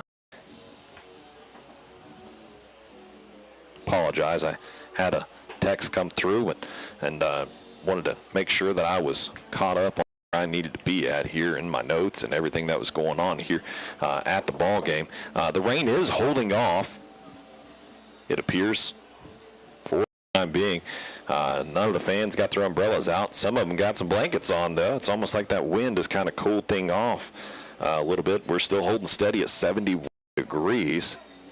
I mean, that's just prime rocking chair weather, if you ask me.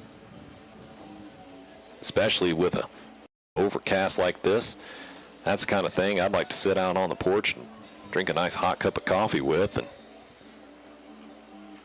enjoy the evening. But you're at Franklin-Simpson High School right now. You can get you a good ballpark hot dog and enjoy this 4-0 Wildcat lead. That's what I'm talking about.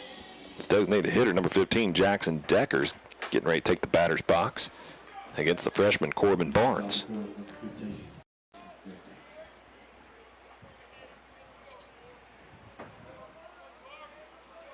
This is not a game, and you can make a lot of mistakes. Curveball broke nicely in for Barnes that time, but I guess he's a bit inside for ball 1. Decker again crowding the plate. Ball 2 inside. Kind of brushing Decker back a little bit that time. And I swear, it's like he scooted in even further. He is all over the plate. Lifts that one out into shallow right field. Carson Kelly calls off Heinze, and he records out number 1. I mean, he's so on top of the plate that if he bent his knees a little bit further, his knees would be in the strike zone.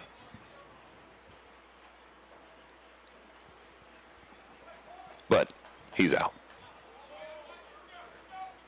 Now to bat's going to be number 21, Dylan Marr, first baseman for South Warren. Here's the pitch. Stay over the outside part of the plate for strike 1. Let's see the Franklin-Simpson superintendent, Mr. Tim Schloss, in attendance tonight, too. Good to see him here. That's a rocket sent to Brady Delk, and he fields it cleanly, and he has to throw it a long way. And Marr runs it out and beats the throw. He had to travel a long distance really quickly. He skipped it over to first base, and Lockley dug it out, but it wasn't in time. That is exactly what you call an infield hit.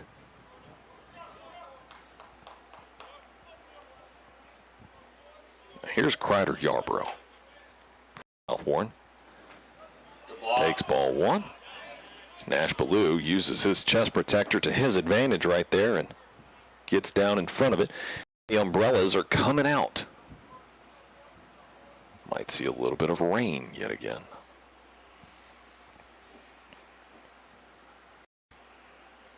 One-0 count to Yarborough. Checks the runner. Here's the pitch. Fouled off, and it went down on his leg. Hopping around a little bit. He felt that one. Hope he's okay. We're going to give them just a second to walk it off. Night 2 of the NFL draft happening tonight. Congratulations to Tennessee Titans. Making a multiple first-round picks. Lifted out of play down the left field line, foul ball. Count is 1-2 with one away. Runner still over on first.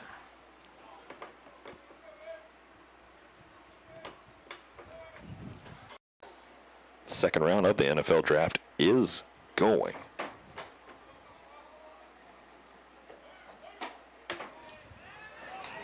Nash throws down to first, keeping Marr honest with ball 2 there from Barnes. San Francisco 49ers make the opening pick of the NFL draft, second round with number 33. They chose Deshaun Stribling, a wide receiver, as Yarborough pops it up to Brady Delk. I mean, he hit that thing a mile high. I think it brought the rain down with it for out number 2. Barnes now up to 55 pitches himself, worth noting. He's that second inning. In the third, it was the third inning, really. He threw a lot more pitches, the second and the third. He went 3 up, 3 down to top of the first, but the Spartans starting to seemingly start to figure out. Swinging through that time is Caden Perry. Strike 1.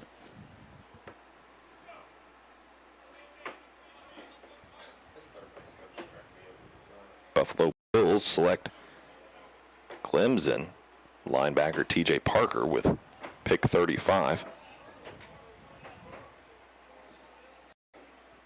Pick 36, imagine this, another Ohio State player. Caden McDonald, defensive tackle, going to the already strong and stout Houston Texans as Perry swings through on strike 2.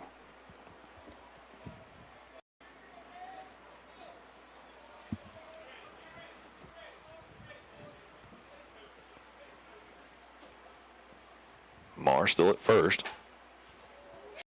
Perry watches ball 3 go by inside.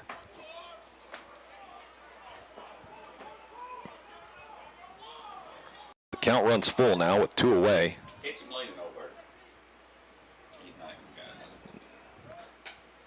And Marr takes off, fouled off by Perry. Perry trying to straighten out that swing. He's talking to himself, or at least looking at who I'm guessing is his dad there in the stands and kind of motioning like what he's trying to do with his bat. 3 balls, 2 strikes. Here's the payoff. Swings through, ring up one for Corbin Barnes. Barnes gets his first strikeout of the evening here. And your Wildcats get out of the top of the 4th inning with that 4-0 lead. The rain starting to drive down a little bit more, it seems like, as it's starting to coat the windows here of the booth. And hey, we're going to take us a 30-second break, and we'll be right back. Find out what their bats can do live on 92.3 WFKN.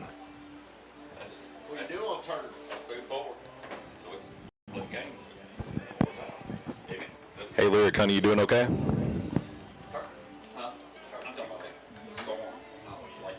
Okay. You're okay, though? Yeah, I can hear you.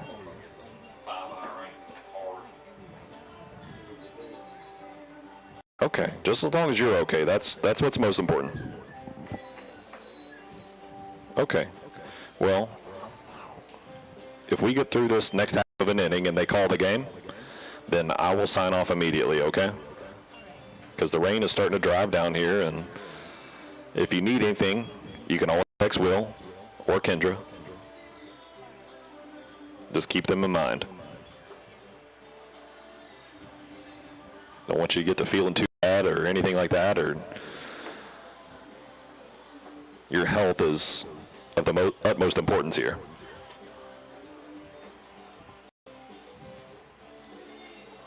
So keep me up to date. Text me if you need to.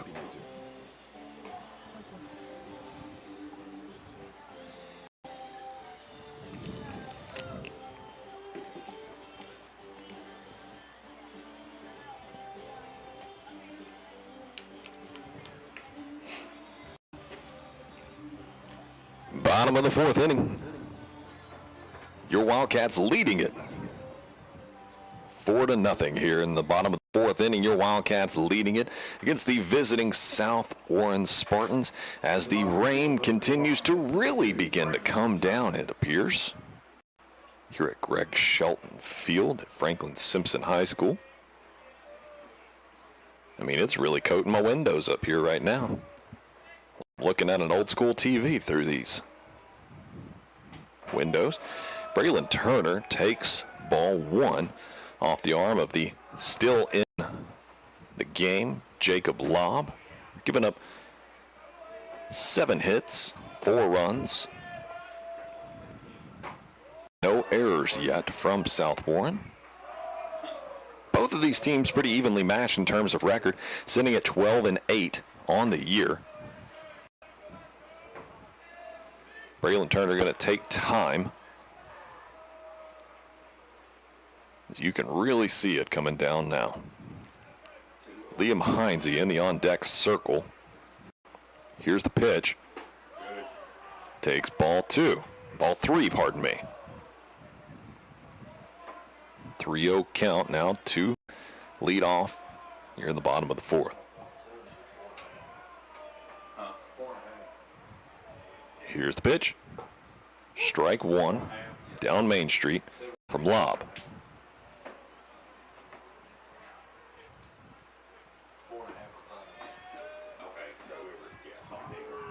Lobb sets. Here's the pitch. Ball 4. Another walk for Lobb. I believe his 3rd of the game. Top of the order now. Second baseman number 17, Liam Heinze, up to bat. Braylon Turner, a threat to steal, plays center field. But I tell you what, you better be careful over there on first because Jacob Lobb has got a quick pickoff maneuver. Don't get to leaning towards second because he will throw it. Shows bunt, lays it down, knocks it right back to the pitcher, moves the runner to second. Nice work there by Liam Heinze. Lobb throws it over to Marr. Gets the out. Shortstop number 7, Brady Delk. Now here comes shortstop number 7, Brady Delk, up to bat for your Franklin-Simpson Wildcats. Let's see, what's Brady done so far? A walk and then an out.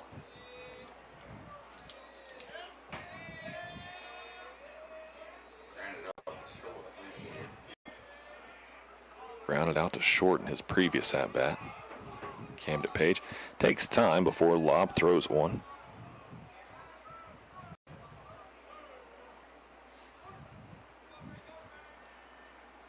Brady's set and ready now. Lobb taking his time. Here's the pitch. Throws strike one. Curve just come right across the plate.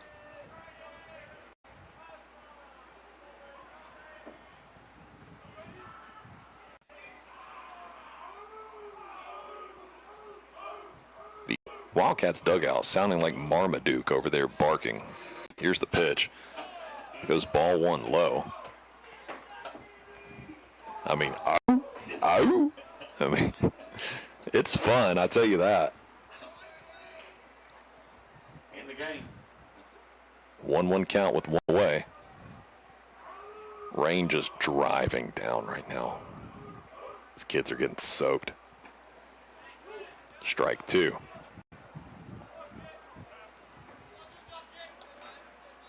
These fans, I tell you what, they just look miserable. I'm sorry, I don't mean to laugh, but there's this one dad over here in particular, and my goodness, the scowl on his face. 1 ball, 2 strikes to Tilk. Here's the pitch. Goes outside for ball 2.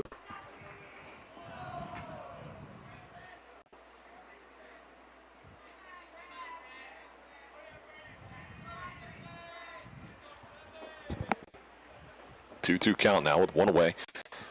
Braylon Turner still out there on second base. Wildcats leading this one 4-0.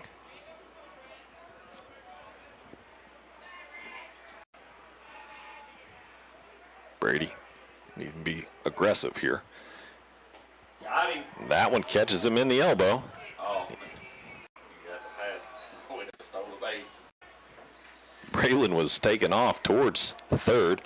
I think attempting to steal, but got to go back to second since DH number 19 Jackson. Brady caught that one on the arm.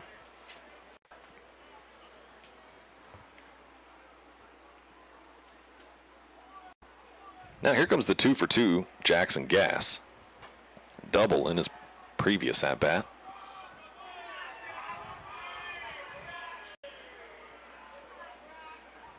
When he's on, man, it is really on.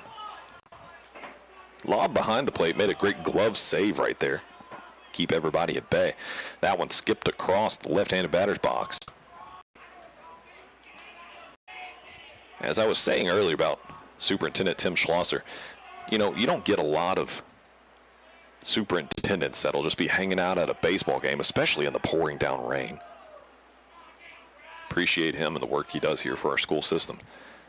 Oh, no, sir, that was not a strike. That thing was high and tight. But strike 1 to Gass, 1-1 count.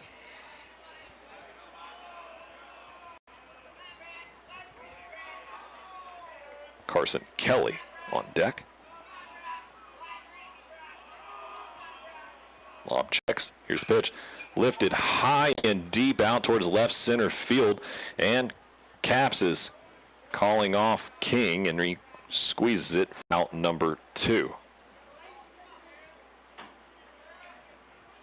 Right fielder number 8, Carson Kelly.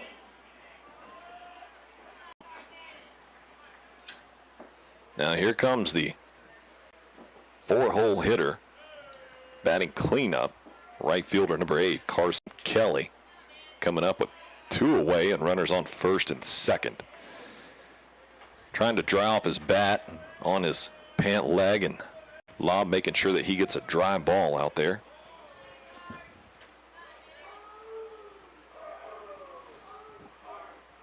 Checking the runners. Checking them again. Here's the pitch now. No, it's not. Strike 1.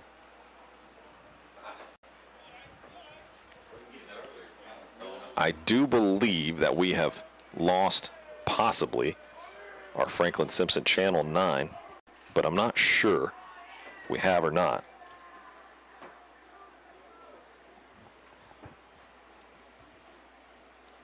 No, they're still with us, I do believe. We lost one of our cameras either way. They're taking it down because of this rain. You know, electronics can't quite get wet. Ball 1 outside.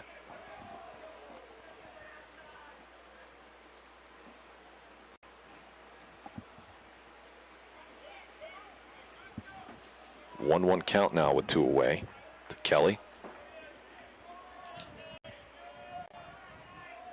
0 for 2 in this one, but he's moved runners each time, has been kind of sacrificing for the team. Moving runners around in each of his previous at-bats. What happened there? They called time or they... Lob stepped off the mound there and threw that one anyways.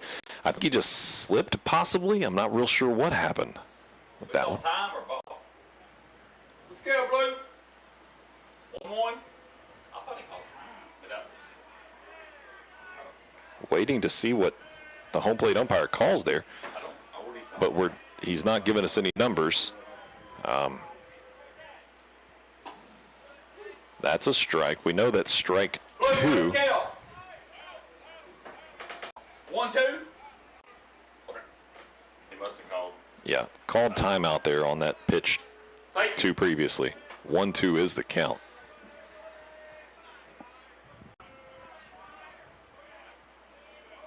Here's the pitch. That one goes high and away and gets away from the catcher lob. And he wisely, very wisely for a freshman, rather than jumping up and throwing it down to third, could see that he wasn't going to catch Braylon Turner coming around to third, and held on to it and just sends it back to who I'm assuming his older brother in Jacob Lobb. Marmaduke still howling over there from this Franklin-Simpson dugout. Here's the pitch. Carson swings through, but Lobb caught it behind the plate, so we're going to call that strike 3, and that's out 3 here in the bottom of the 4th inning. In the driving rain, we're going to take a break with your Wildcats having a 4-0 lead, and we'll see if we continue this when we return live on 92.3 WFKN. They're having a discussion about it over there.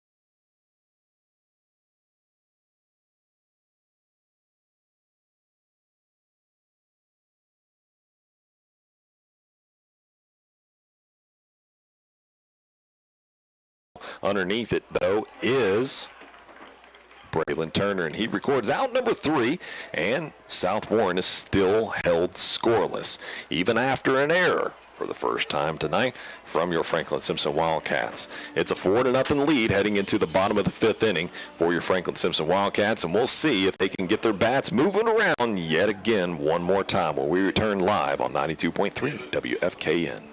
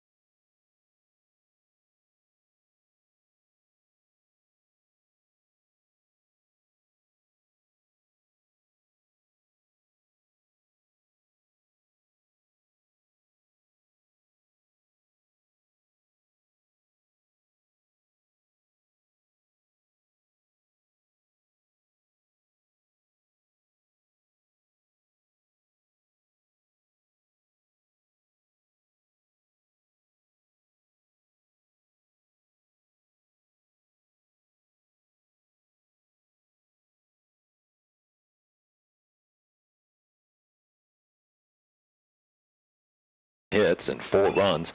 Lockley sends one into shallow right field, but backpedaling on it is the new second baseman, Quillen.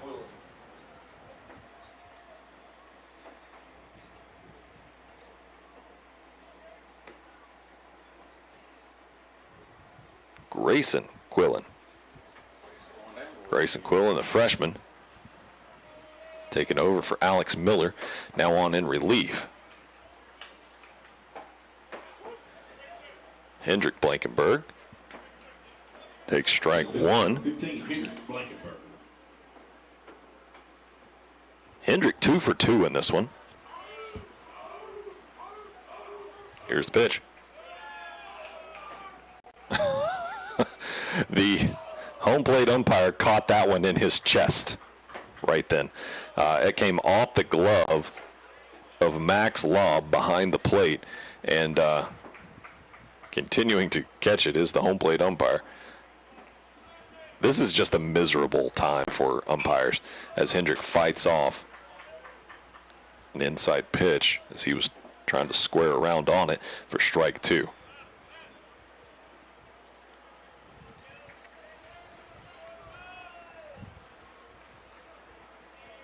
Thank you for joining us here. We appreciate you. You know, Friday Night Lights typically doesn't feel anything like this.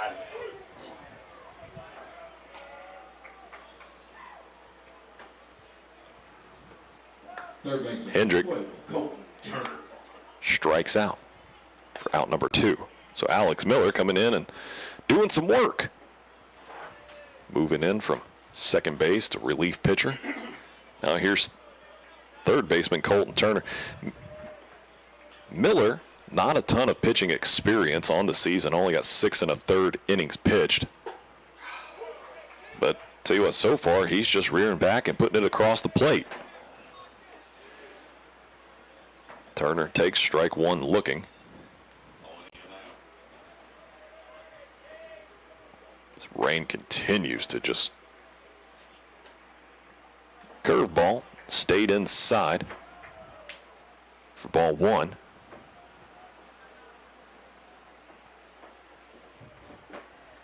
Our fans just hanging out here in it. Ball 2 stays inside. The rain not letting up anytime soon either. 2 balls, 1 strike with 2 away. Turner awaiting. Here's the pitch. Lifts that one out of play down the left field line. Got the bat around on that one. I think he was probably sitting on fastball that turned out to be a hanging curve. Stayed way up and in on the zone. I think he might have hit the football field with that one. Takes ball 3 now as the count runs full. Nice battle here by Turner.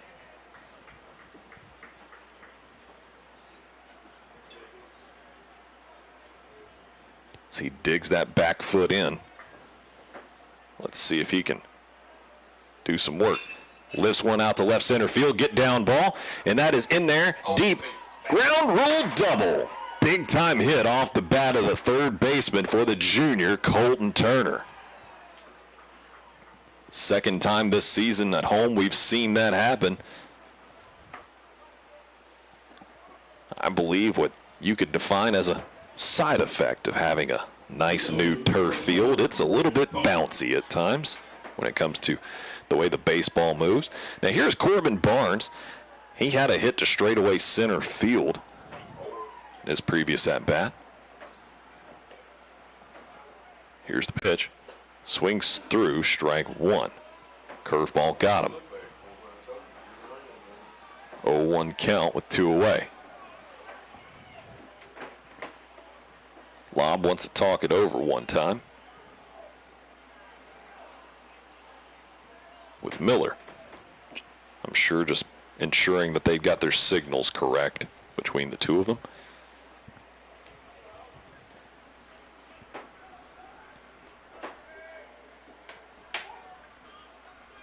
Barnes is back in the box. Miller is set for the Spartans. Checking the runner at second. Here's the pitch.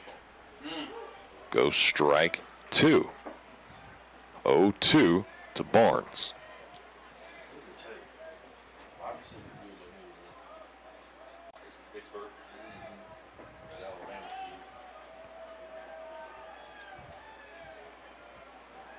Here's the pitch. Swings through on that one. Should have let it go by. That would have been ball 1. But sure enough, he turns and actually hits that thing down into the dirt and into himself. Bounced off of what I hope was that shin guard there. Barnes in pretty tight on the plate right now with this 0-2 count. A base hit would score a run. Pops it up, foul out of play. That rain is driving down right now.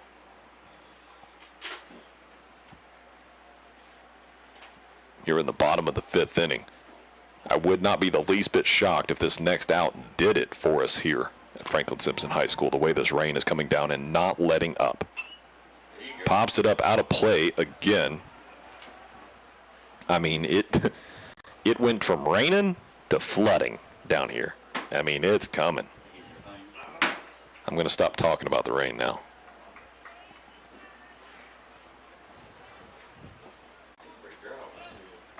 Barnes is back in the batter's box. 0-2 still. As he's continuing to battle against Miller.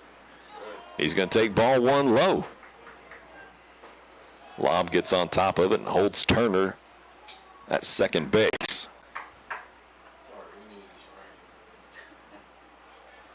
Lob's going to get him a new ball. As Braylon Turner is in the on-deck circle.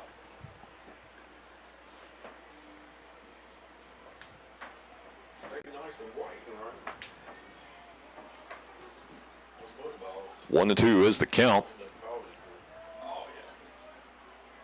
Here's the pitch from Miller. Goes ball high this time. 8 minutes past the 7 o'clock hour. What I hope is going to be a nice and cozy and safe Friday night for everybody. Here's the pitch. Oh, and he rings Barnes up for strike 3 and out 3. Nobody doing much discussion out there on the field. So it looks like we are going to go to a 6th inning here playing in the rain. We'll find out when we return live on 92.3 WFKN.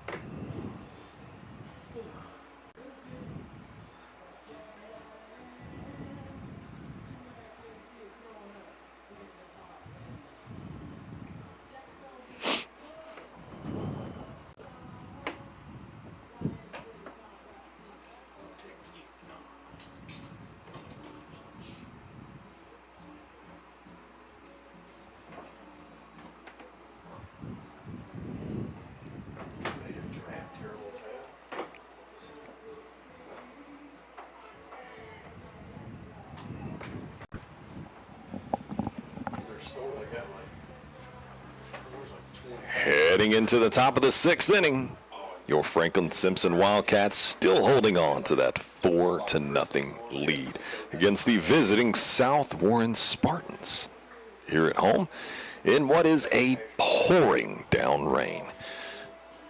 Corbin Barnes is heading back out onto the mound. He's got his warm-ups in. He's thrown 73 pitches to this point. He's got a 3-hit shutout. Rolling through here. Number 23, shortstop Camden Page, who bats cleanup position. For the Spartans, heading into the batter's box. NFL draft still going on right now. The beginning of the 2nd round. Here's the pitch. Inside.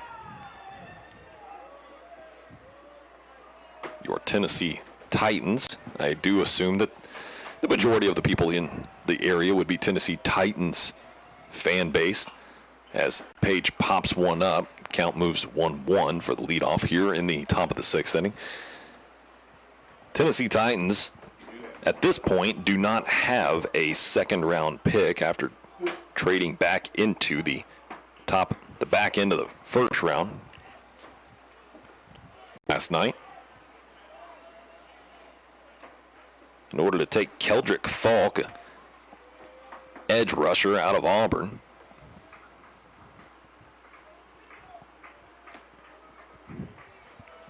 So not much to talk about on draft front right now, as Page sends one deep and foul towards left.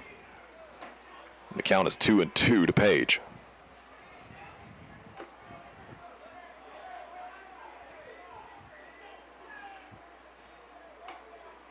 Nothing too much of note there in the 2nd round of the NFL draft.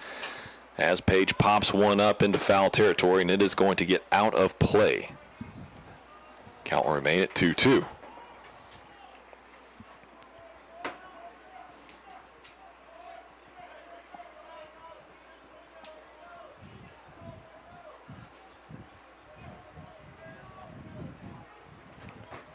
Here's the pitch.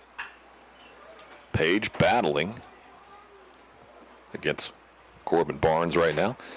Coach Wilhite's going to bring in a fresh batch of dry baseballs.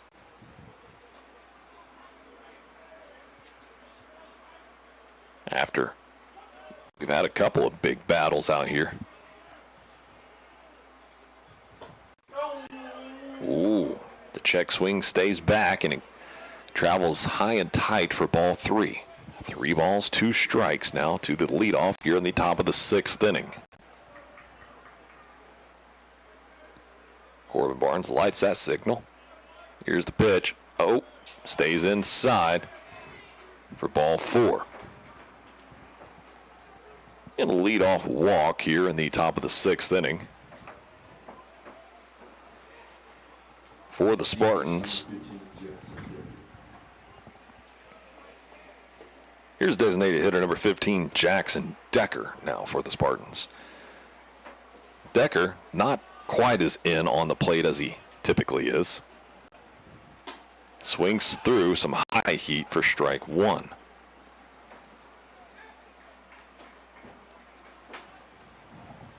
Nobody away. The Spartans with a runner on first. Wildcats still holding on to that 4-0 lead as Decker sends one out to right field. Carson Kelly running underneath it, tracking it, and records out number 1. And Page will stay over on first. Nice work there by Kelly. Here comes the first baseman, number 21, Dylan Marr, up to the batter's box. I believe Marr walked in his previous at-bat. They left him stranded on first pretty much the whole time.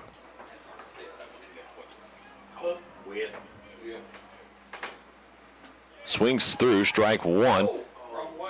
Oh, and Nash throws it down to Lockley, and Lockley lets it get past him, but thankfully, Page just stays at second. He went halfway as Barnes did throw the strike. That was an awkward play there. Page jumped out there to a good third of the way, if not more, between first and second. And then Nash popped up and threw it over to first, and it bounced into Lockley and away from his glove, and he just went on down to second. Nash trying to frame that one, stays just out of there. Count moves 1-1 now, with 1 away. Page moved on up to second, facing off against Marr.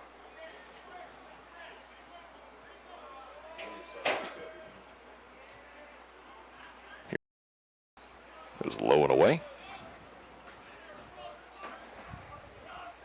Barnes has had himself a pretty decent game so far, with only 2 walks, 1 strikeout, giving up 3 hits and no runs to this point.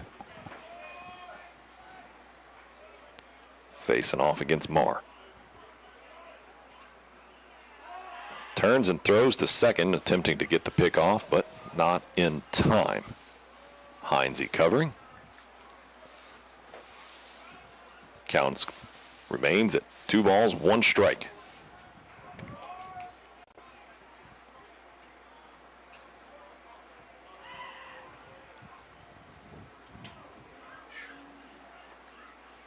Now Barnes likes that signal.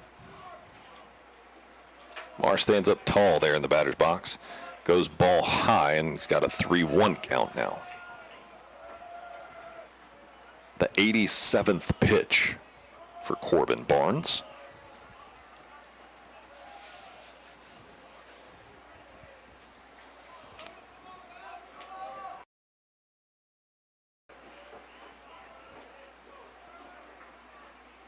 Sets, checks the runner, checks him again. Here's the pitch. Skips one into the backstop. Runner does go, but we're going to remain right where we're at, even though we do have runners on the corners now. I don't know if we've had a Spartan over on third base yet in this game, but we do have one now in Camden Page. Now here comes Coach Matt Wilhite out to talk with Barnes. I think he's going to remain in the game the way things look, having a chat. It's Barnes' third walk of the game. The rain continues to drive down. Coach Wilhite turned, walked about 2 steps off the mound, and comes right back to it. I think he had a little something extra to say to the freshman.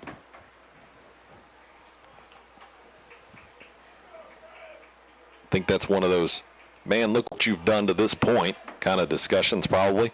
Let's get this thing in. Let's get you through this 6th inning. Thrown 88 pitches, done great work. You just need 2 outs. Let's get past Kreider Yarbrough now, and then we'll see. Here's the pitch. Ball low.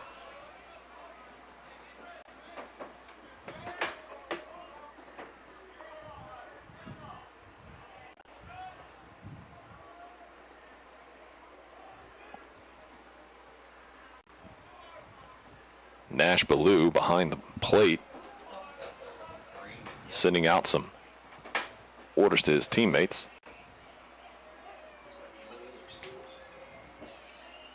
Checking the runners. There's the pitch. Ballou catches it out wide. Perhaps the biggest news to this point out of the second round of the draft is that Alabama wide receiver Jeremy Bernard goes to the Pittsburgh Steelers. This driving rain right now affecting our catcher, Nash Ballou. I mean, because it is just coming down, and if he can't see, then we're talking serious problems here. This rain is something else. There he is. He just hit there. Hard. You can hear it now. That's the first time I've Little momentary lapse in play here. I mean, this rain is really difficult to play baseball in. As Kreider Yarbrough is going to head back to the dugout real quick. Can't remember the last time we saw this. If we had not had this turf field, this game would have been canceled and called and cleaned up. We'd all be home a long time ago. But I'm certainly thankful for this opportunity to play and be here on the airwaves with each of you. That's the first I've heard the rain. He's fixing to call. I can hear the rain coming down out there at the moment. With all of these things going on, even with my headphones on, you can hear the rain just slapping against the dugout roofs. And it is just going on.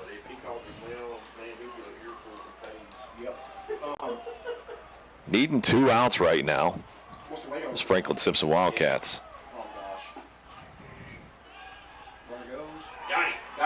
Called out. Runner goes, and he is thrown out by Nash Ballou, his second that he's thrown out down at second base. Talk about a bang-bang play there. Great work there by Liam Heinze to get the tag down off the throw from Nash Ballou. Now, Franklin-Simpson just needs 1 more out, and I think that the umpires might call this one, but it's awfully hard to call whenever, there's a opportunity for the losing team to do some work. Matt Wilhite wants to talk it over again.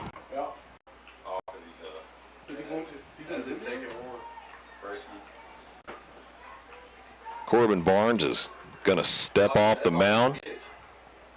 Great work there by that freshman. He's got everybody lined up out there to give him some kudos and pats on the back. Great work for that freshman. walked his 4th batter, but just gave up 3 hits in total. No runs have come across. We're going to see Colton Turner step on to the rubber for your Franklin-Simpson Wildcats. Liam Hines is going to move over to third base and take over in the hot corner. And Adam Lamarand is going to assume his position over there on second, as we've seen him do so many times before.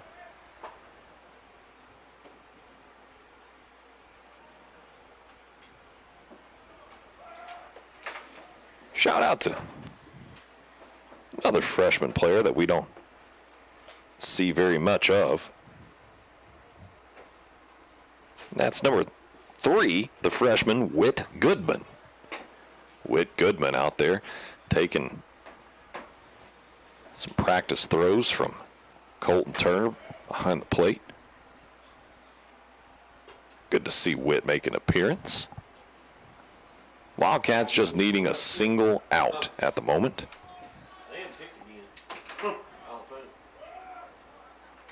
But as we said a few minutes ago, the most notable pick so far in the second round was pick 47 for the Pittsburgh Steelers, Alabama wide receiver Jeremy Bernard, slipping a bit further than what I thought he would. And, you know, I'm just really realizing, perhaps even more so than Jeremy Bernard going at 47, is linebacker from Texas Tech, Jacob Rodriguez, going at pick number 43.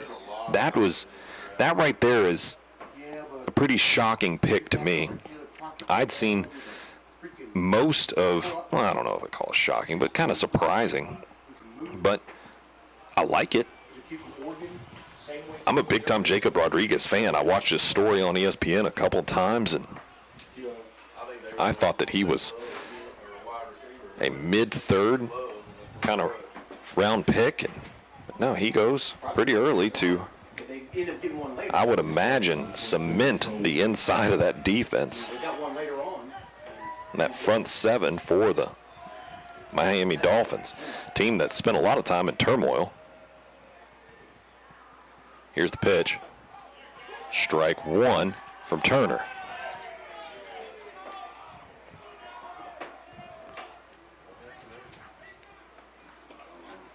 Pitching right now to number 22, Cole Kuzma.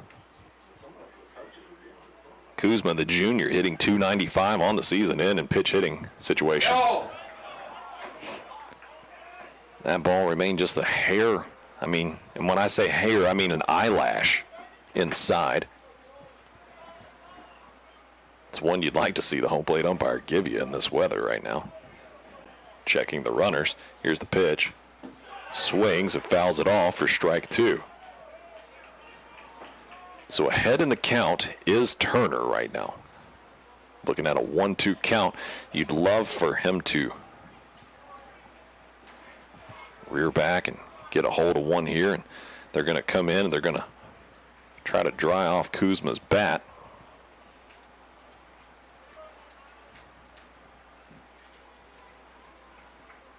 Or perhaps the way he was gripping the end of it, perhaps he was tightening up the tape. Turner sets, checks, and throws. Ooh, just a little bit outside for ball 2. Turner has had several appearances as a relief pitcher. 21 innings in total that he's pitched. That one goes outside for ball 3 to run the count full. Need an out for Franklin-Simpson. And I tell you what's crazy is you look out there in that western sky and it's turned into a nice little soft shade of pink and purple. Beautiful Franklin-Simpson sunset even in this. Runner takes off from first to second, but that's ball 4. So he's given that base anyways. So Turner walks the first one he sees. And the bases are loaded with 2 away.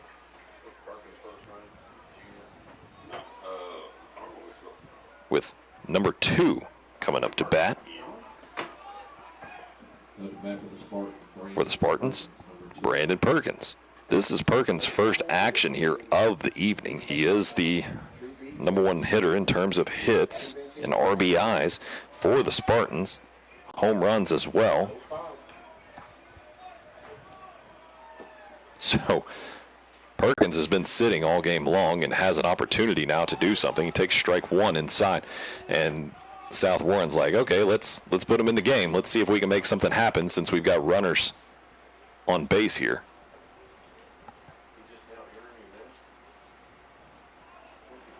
The head coach of South Warren coming out to discuss lineup. And really what he's doing here is he's slowing the momentum of Colton Turner. Now we're going to get a pinch runner from second base.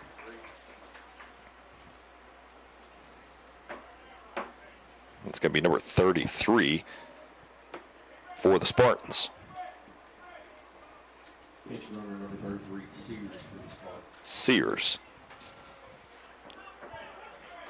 0-1 to Perkins.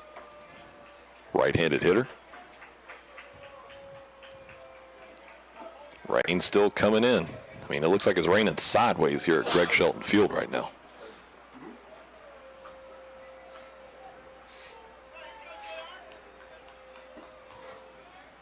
Turner is set. Wants another pitch. Likes that signal. Checks everybody. Here's the pitch. Fouled off. Gets ahead in the count. Very important here with an 0-2 count against Perkins. Half past the hour, 7:30 in the evening here. Rainy April 24th. Playing underneath the lights.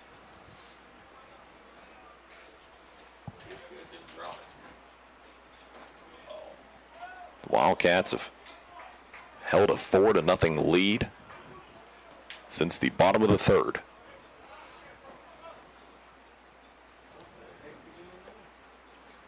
We're going to have another discussion from the coach. He must know that I have talked about him on multiple occasions because this guy comes out multiple times to discuss something. This is as annoying as it ever was. Down to his final strike on his possible final out here in the top of the 6th. Bases loaded. Here's the pitch. And Turner throws ball high. He does it when he's got the momentum. He does it when he doesn't have the momentum. And it's set it to lead off the broadcast. Bits of gamesmanship. That's a pretty good looking pitch. I don't know about that one. Throws ball 2. I mean, we've been talking about eyelashes away, and that one looked an eyelash low. 2-2. Here's the pitch. That one's a ball high. And the count runs full. So after getting ahead in an 0-2 count, we've got 3 straight balls to Perkins. And you'd like to see Turner just really put one across the plate here. Don't want to see one get walked in. Here's the pitch. And he does just that, and Perkins puts it into the hole. Lamoran fields it, and he can't hold on to it, and he throws it home. 2 runs do score. Had to go deep into that hole over there at second base towards right center field to try to get to one. And here in the top of the 2nd with 2 away, Perkins delivers after not having any playing time to this point.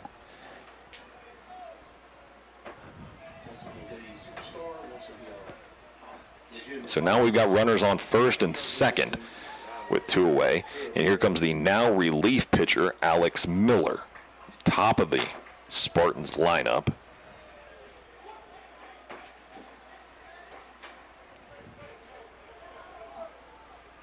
In the driving rain.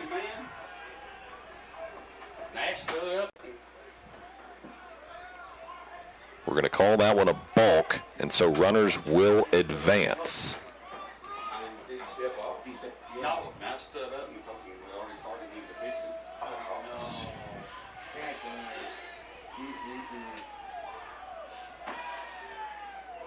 Here's the pitch to Miller. Gets a little deep into Ballew's glove, a little low in the zone for ball one.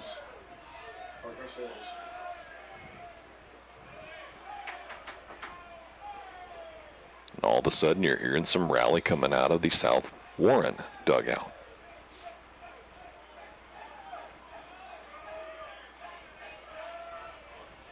Turner likes the signal now. Here's the pitch. Throws it behind and actually clips Miller.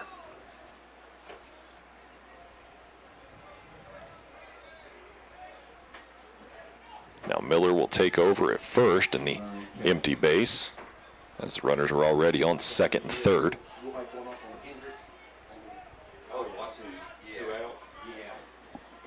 Here comes number 9, center fielder Justin Capps.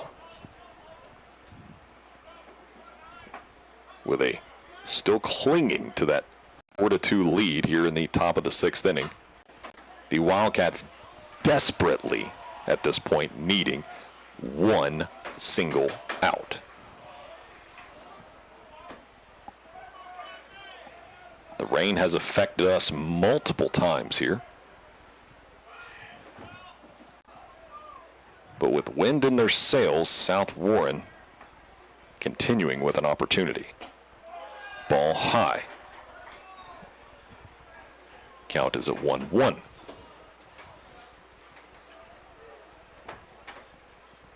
Wildcats put 2 runs up on the board in the bottom of the first, 2 more in the bottom of the third. Missed an opportunity for that to be 3 runs, and now we're looking at a 2-run lead. South Warren threatening. Line drive up the middle. That's going to be it for a base hit. 2 runs are going to score, and we're going to be looking at a tie ball game. Throw him out. No. Get him. Oh, my. He is going to go over to first. It's going to be a single. Runners will remain on first and second, holding the other runner at second. So with 4 runs in the top of the 6th, South Warren comes storming back in what we thought was going to be an earlier called game due to the wind and rain. People are remaining to be here and fight in this one. With 2 away, South Warren stormed all the way back. Now here comes left fielder Tanner King. Tanner King, left-handed hitter. Here's the pitch. Bounced in to Nash Ballew, and runner will advance from second to third. It's Alex Miller. Runner will remain over on first base. So now South Warren operating with runners on the corners. 1-0 count with 2 away. Tied up 4 apiece here at the top of the 6th. Here's the pitch. Goes low in the zone for ball 2. An unfortunate turn of events. Lemony Stickets or Snickets or something like that. I don't know. Series of unfortunate events, I believe. Correct myself. The patience has certainly paid off for South Warren. Here's the pitch. Ball 3. 3-0 count.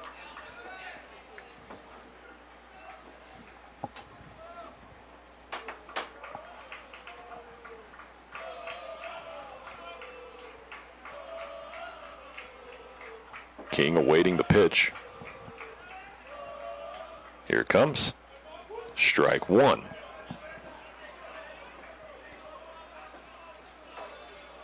Certainly what I expected there was for King to take. Trying to make Turner throw at him at this point. 3-1. Here's the pitch. Strike two. Paints the outside part of the plate to the left-hander. Count runs full. Wildcats let this one get back into their bellies. I don't know what was wrong with that one from my point of view, but it's going to be ball four. The bases will be loaded once again. And here comes Camden Page, I do believe, who got things started here in the top of the sixth inning.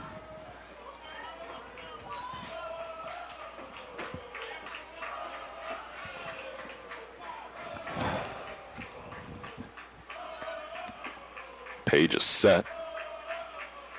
Here's the pitch. Curveball comes across for strike one.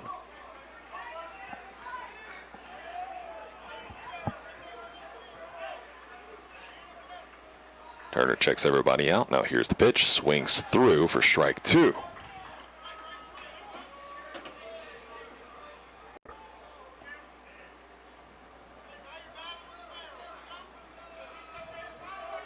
Having to dry off the ball is Turner, as the rain continues to come down. Here's the pitch.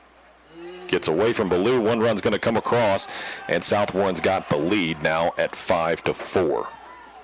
A 5-run top of the sixth inning. After what has been all Franklin-Simpson Wildcats through full 5 innings of play. And the Spartans now have the lead.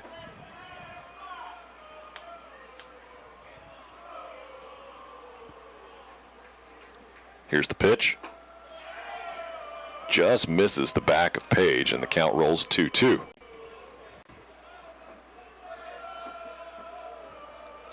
After the pass ball, runners advances from first and second to second and third as well. Here's the pitch. Inside.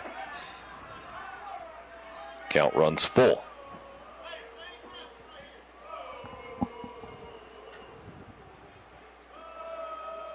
Three balls, two strikes, two away, 5-4 South Warren lead. I need to go back to talking about the draft.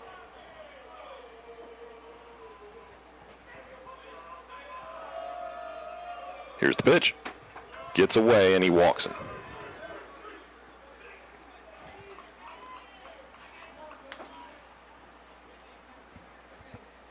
Here comes number 15, the designated hitter, Jackson Decker.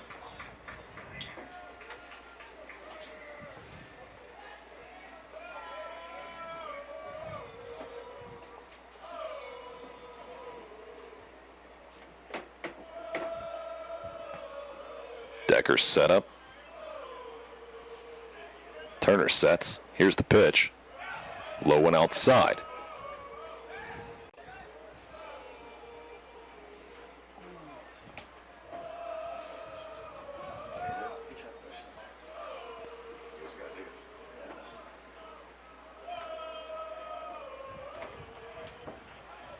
Decker sets up in his usual place inside, tight.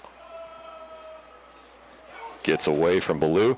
Runner is coming through home, slides in head first. The lead is now 6-4 for the Spartans.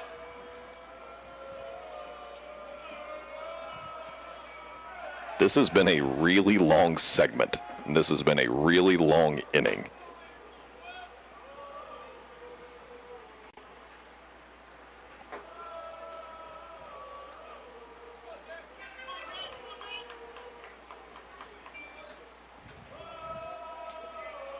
Decker seemingly gets in even tighter on the plate now as another pass ball. And the runner is coming home, and he's going to be tagged out. The Wildcats are out of the inning.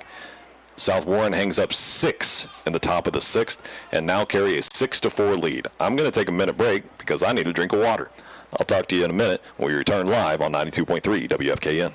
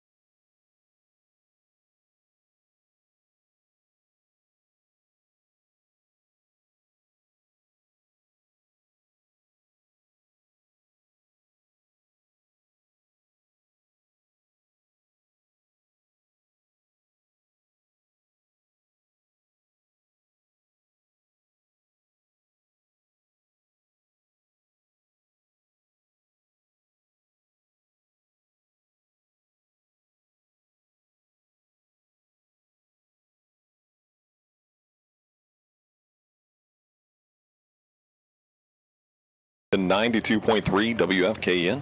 We appreciate you sticking with us throughout that exceedingly long top of the 6th inning there.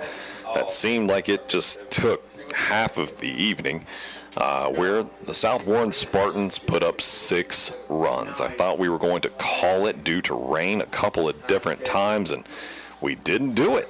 And South Warren comes through, and what seemingly just seems like they continued to get every possible bounce coming their way.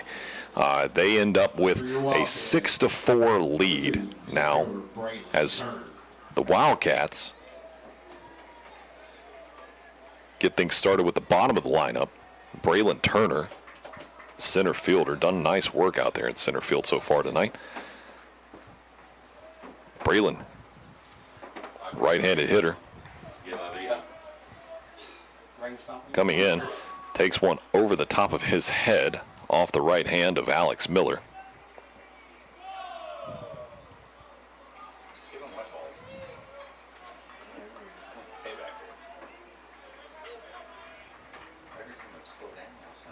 Trying to get the home plate umpire to tighten up his chest protector straps a little bit was Max Lobb behind the plate.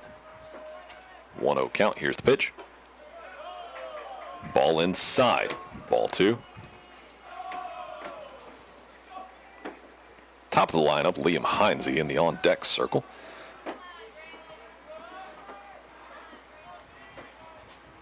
Here's the pitch. Goes outside for ball 3. 3-0 count. Perhaps the things that were working in South Warren's favor will now work in our favor as well. Meaning that it's been difficult pitching out here. Comes across the inside part of the plate for strike 1. Now looking at a 3-1 count for Braylon Turner. Braylon steps into the batter's box, gets ready to go. Here's the pitch from Miller. Goes ball high, and he walks yet again. His second walk of the game. Here comes top of the lineup now, number 17, Liam Heinze. Liam hitting over 300 on the season.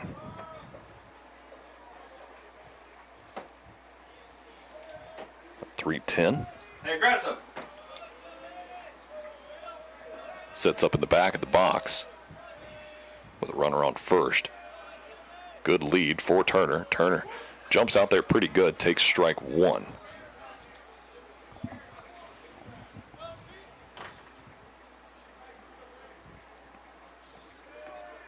Heinze with 10 RBIs on the season. 5 doubles. Here's the pitch. Ball low. 1-1 count.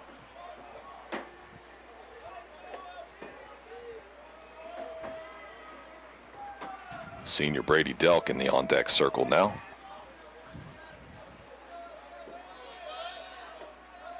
Delk with a walk and an out. Hit by a pitch in his last at-bat. Turns on one, sends it foul out of play. Cranked that one foul, showing off the bat speed. But now gets a little behind in the count to 1 ball, 2 strikes. Turner remains on first.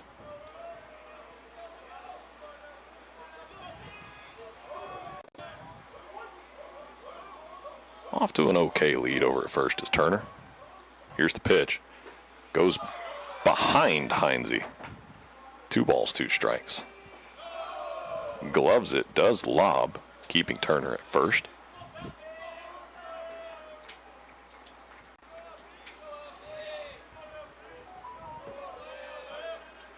Sets does Miller. Here's the pitch. Goes ball high.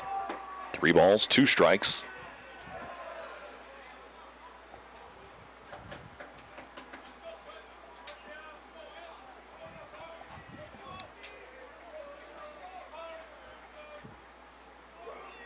Miller sets.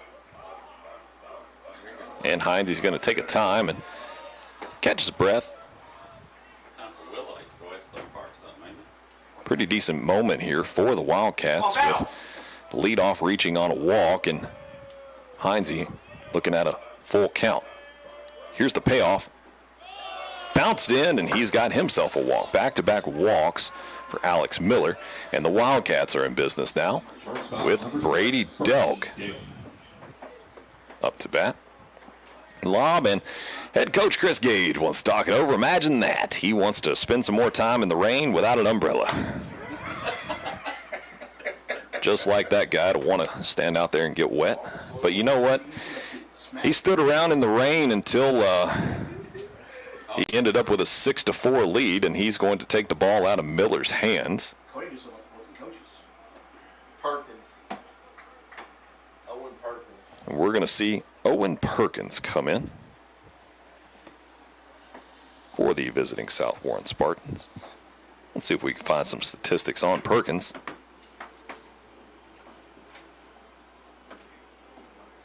Owen Perkins is a senior. He's thrown 20 in the 3rd innings, and he's got a pretty good ERA at 1.38. He's thrown 20 strikeouts and 13 walks. He's entering the game here, though, at what is an increasingly difficult moment for South Warren. Come on in relief with runners on first and second, and holding a 6-4 lead in the pouring rain. Even though I'm looking out here at the lights, and it looks like it might have momentarily stopped. I'm seeing some people put away umbrellas. Oh, we're going to go down there and watch. I'm scared I'm going to cuss on the radio. And I think that we've had a holdup from the rain at the moment. Owen Perkins, a right-handed pitcher.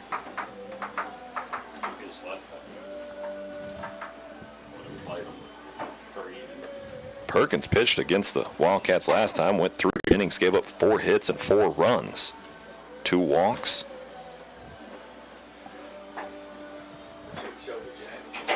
And what was a win for the South Warren Spartans. But, you know, your Wildcats, I hate for them to get off of this run that they're on right now. Winners of 5 straight. 2 against Russellville, the last one coming against Warren East.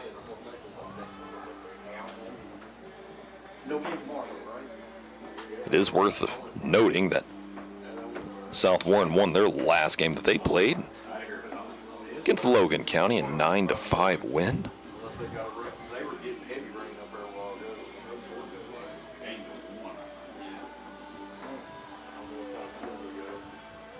Trying to tap some sort of rosin into his hands off the rosin bag right now to dry his hand off is Perkins out there on the mound as Braylon Turner heads back to second base. Heinze stands firmly over on first. Lob is after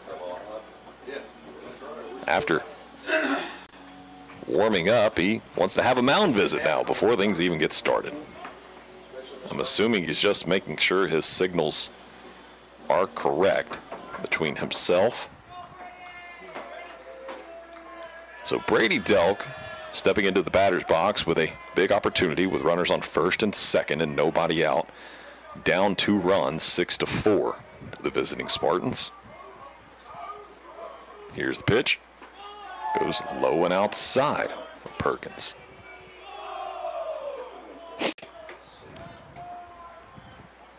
For ball 1.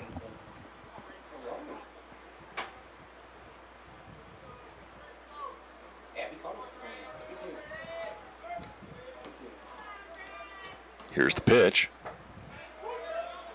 Curveball comes across for strike 1. Yeah, 10-4 over East Rocks. Brady Delk set up in the center of the batter's box. Jackson Gass on deck. Ball 2 low and away. I think they're going to Christian County. 2-1 is the count here in the bottom of the 6th inning. Just a few minutes shy of the 8 o'clock hour.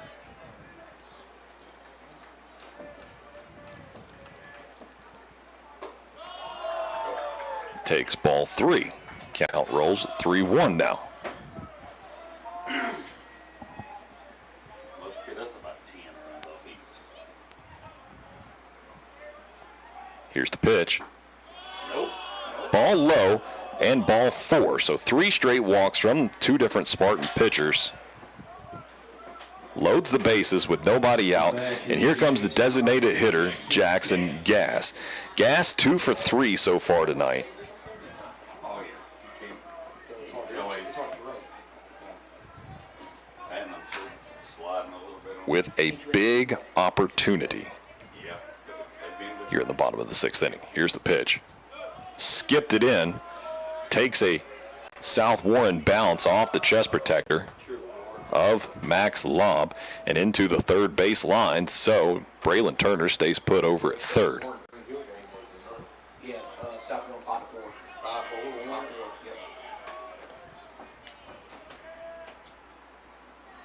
Yep. 1-0 is the count now after being skipped in for Perkins. Let's see what Perkins can do against Gass. Here's the pitch. Sent out of play, foul ball. As I've stated before and many times over, Jackson Gass is just one of my favorite guys to watch play the game of football. That's a big, strong kid, and he likes contact. It's just exciting to see him play linebacker. 1-1 count now. Here's the windup and the pitch from Perkins. Lifted out to left field. That's going to be enough for a base hit. It's going to get all the way into the corner. 1 run scores, 2 runs score. And we're waving home a third. Here comes Brady Delk all the way in from first. Wildcats lead 7-6. And Jackson Gass delivers, baby. Turned on that thing and sent it all the way to the fence out in left field.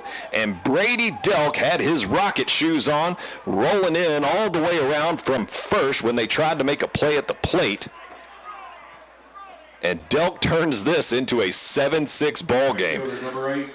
Wow. What a game this turned out to be.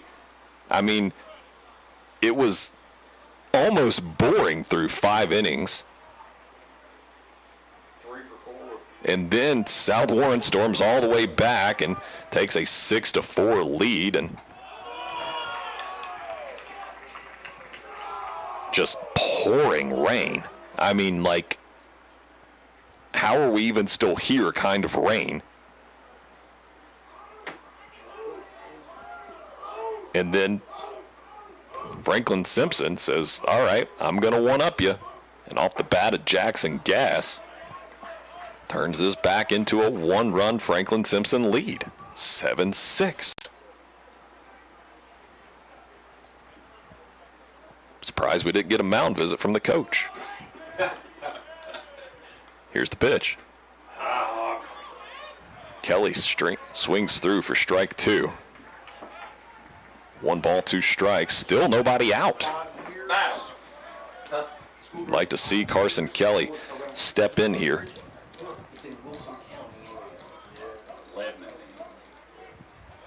0 for 3 here tonight as Carson takes ball 2. Carson having a difficult go of it.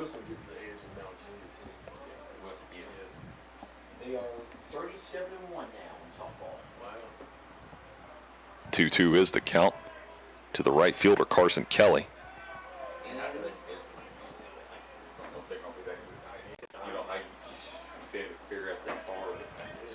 Perkins sets, gets the signal. Here's the windup and the pitch. And Kelly continues to battle away. Fouls off another one out of play. Bring him a 7. 5 seniors? 71 recruits. As we are rain-free at the moment. Owen Lockley in the on-deck circle. Here's the pitch. That one gets past Lob, and remaining at third base is Gass.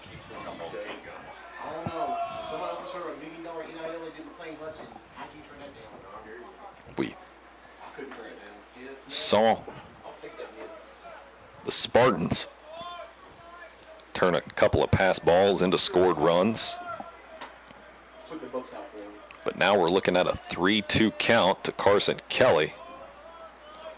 Needing to be aggressive at the plate, but you want to see Carson get on base here for the first time tonight. Made a couple of sacrifice hits. And he takes ball 4 real high and tight. Lob wants to talk it over with Owen Perkins. What a turn of events this turned into here, as we're seeing that same sort of what always feels like South Warren luck.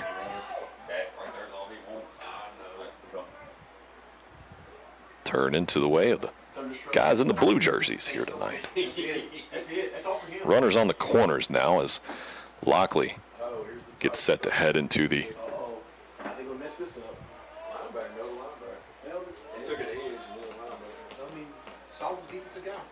batter's box. Tries the pickoff maneuver over on first. But Carson remains safe. That's where you need the work at. Perkins checks the runner again. Here's the pitch. Lockley sends it straight away out to center fielder. Caps is underneath it. Gass is going to tag and go. And another run scores. That's a 2-run lead for Franklin-Simpson. 8-6 now off the sacrifice fly. That is an RBI. Sacrifice fly. Now here comes 15. Blankenberg. Hendrick Blankenberg. Hey, here's some Tennessee Titans news for you. They trade back into the second round and select linebacker out of Texas, Anthony Hill Jr., 6'2", 238 pounds. I love that pick. What? What? Okay.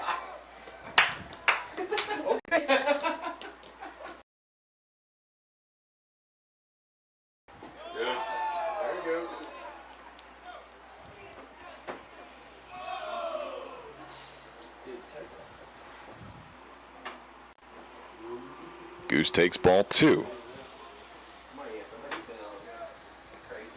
Somebody flying down the road here behind us, my word.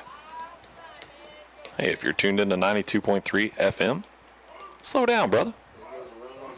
It's raining out there. 2 balls, no strikes, still just 1 away.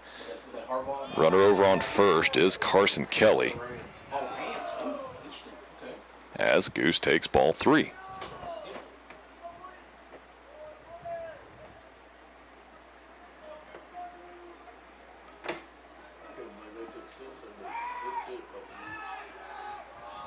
Attempts to pick off over at first. Back safe is Kelly. He's getting up there. I mean, this was supposed to be the quarterback class, draft class.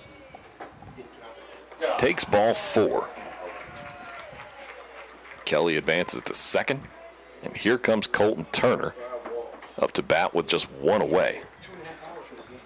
Number 12, Colton Turner. Feels like the other night's game, didn't we? Yeah, how long that game? About 2.5 hours. Just a couple long innings.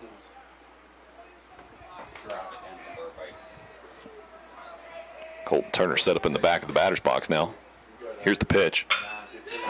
Hit into the gap between short and third, and rounding third is going to be Carson Kelly. They're going to throw it in, and not a play at the plate. Cutoff man cuts it off, and it is now a 9-6 Franklin-Simpson Wildcat lead. Great work there from your third baseman, Colton Turner. He's going to get a runner come in for him. It's Easton Kelly, as he is in relief duty.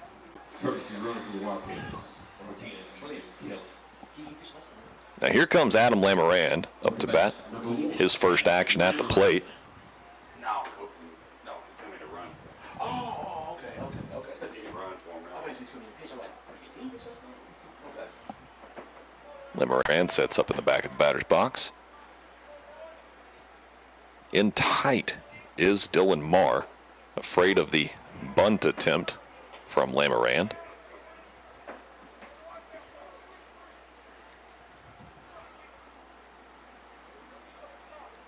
In tight as well as third baseman Yarborough. Sets up outside a little bit, does lob. Here's the pitch, runner's going. Throwing over, and Carson Kelly, nope, pardon me, he's out at third on the double steal attempt. I do believe that was a strike, and out number 2 now, as Hendrik Blankenberg is thrown out at third on the steal attempt. Lamarand now watches ball 1 go by. 2-1. 2-1 is the count.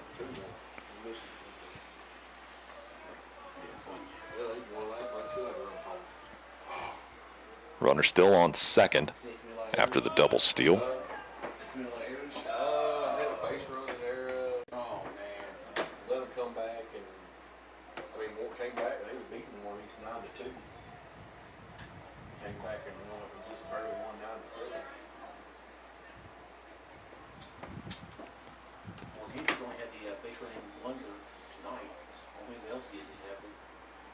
Said it was 3-1. I haven't. Looking at a 3-1 count right now. Home plate umpire confirms 3-1. Believe there was a little bit of discussion about what the count was. South Warren dugout wants confirmation. They've been told twice now that we're looking at 3-1.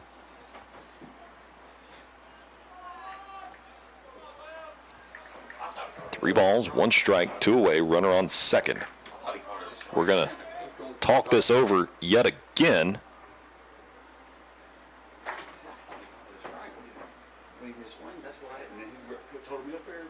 Here comes Coach Chris Gage. Now he wants to ask somebody to.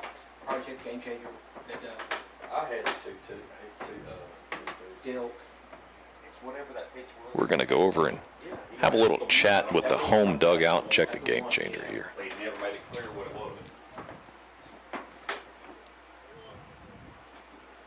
He says, I believe he says 3-1.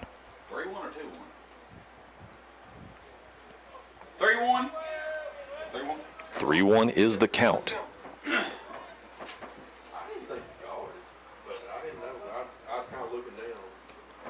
Still 2 outs. Wildcats still got a 9-6 lead. No more rain at the moment. 7 minutes past the hour. That is ball 4. And thrown out at third, caught trying to steal, is Easton Kelly. Good job there by the catcher Lob to get out of this one. And that's out number 3. And we're going to head to the 7th inning with your Wildcats leading it 9-6, and Colton Turner's heading to the bump. We're going to take a break, and we'll be right back with you when we return live on 92.3 WFKN. That's 3 right there. It's 15's up there. Lyric, how you doing, honey? Who's up? Decker, 15. Okay, good deal. One more inning, then you get to go home. He was up when something happened.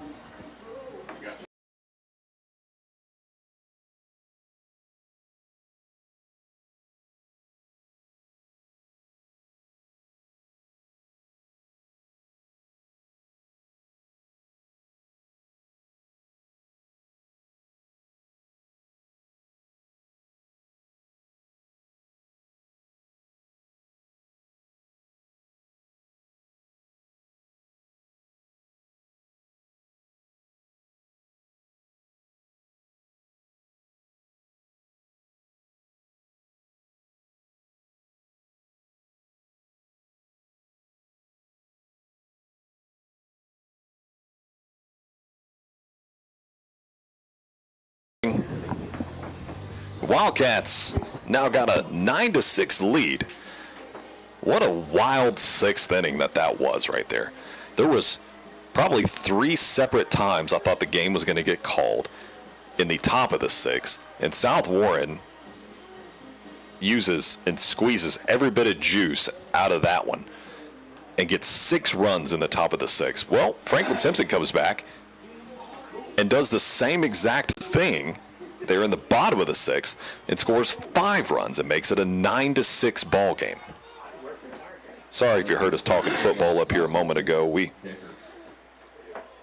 been enjoying this draft. I love the NFL draft. The draft is so fun because everybody has hope. Everybody has hope for a moment. This few days, everybody just thinks, oh man, look what we can do here with this guy. And it's always so much fun. No matter if you hate the picks, you love the picks, you have hope for that moment in time, and it's such a good thing that the NFL gives that to you. Steven,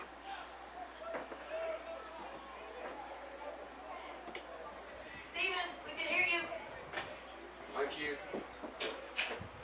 2 balls, no strikes right here to Jackson Decker, the designated hitter for South Warren. Colton Turner trying to close out this game for Franklin-Simpson. Showing bunt. Here's the pitch. Goes over the head of Decker. 3 balls, no strikes.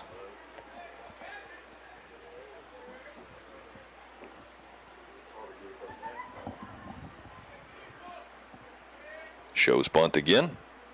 And he hits him. There you go. Plunks him straight in the back this time. And South Warren's got a runner over on first. Coach Wilhite brings out some balls to home plate umpire, and he tosses one of them to Turner.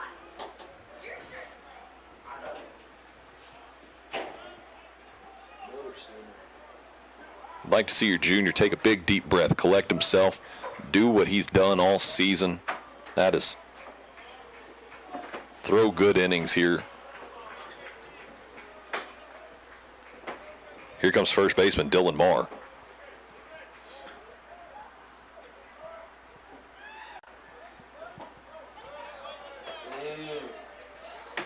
A little low in the zone, and Wilhite's going to come out. He's going to take the baseball away, and we're going to see, I believe, Brady Delk come on in relief.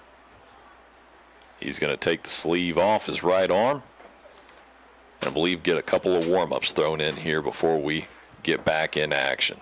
So I'm going to take a 1-minute break, and we'll come right back with the rest of this 7th inning live on 92.3 WFKN.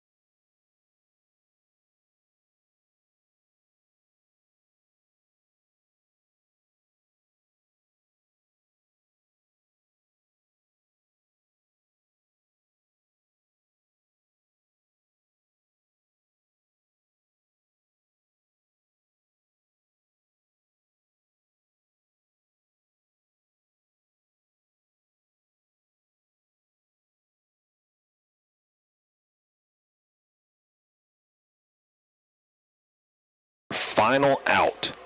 Welcome back, number 7, Corey.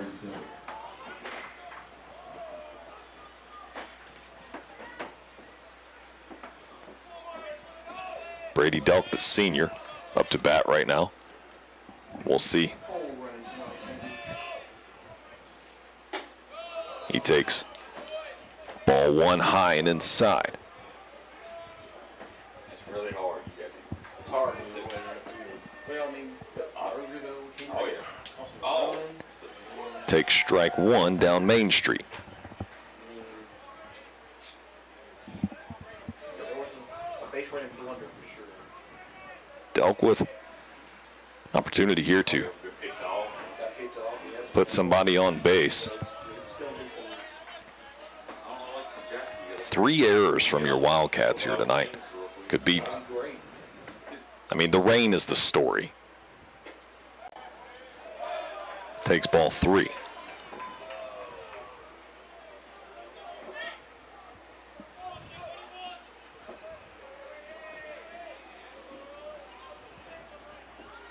Here's the pitch.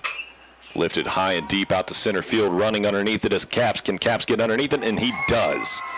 Records out number 3, and South Warren with just an absolute smashing comeback win to get this W over the Franklin-Simpson Wildcats.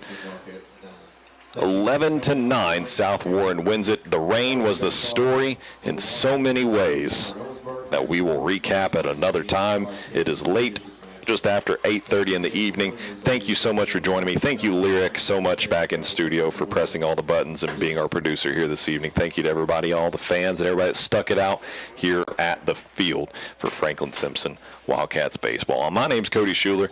We'll be back with you sometime next week, bringing you more live Wildcat action. We appreciate you. Live from 92.3 WFKN.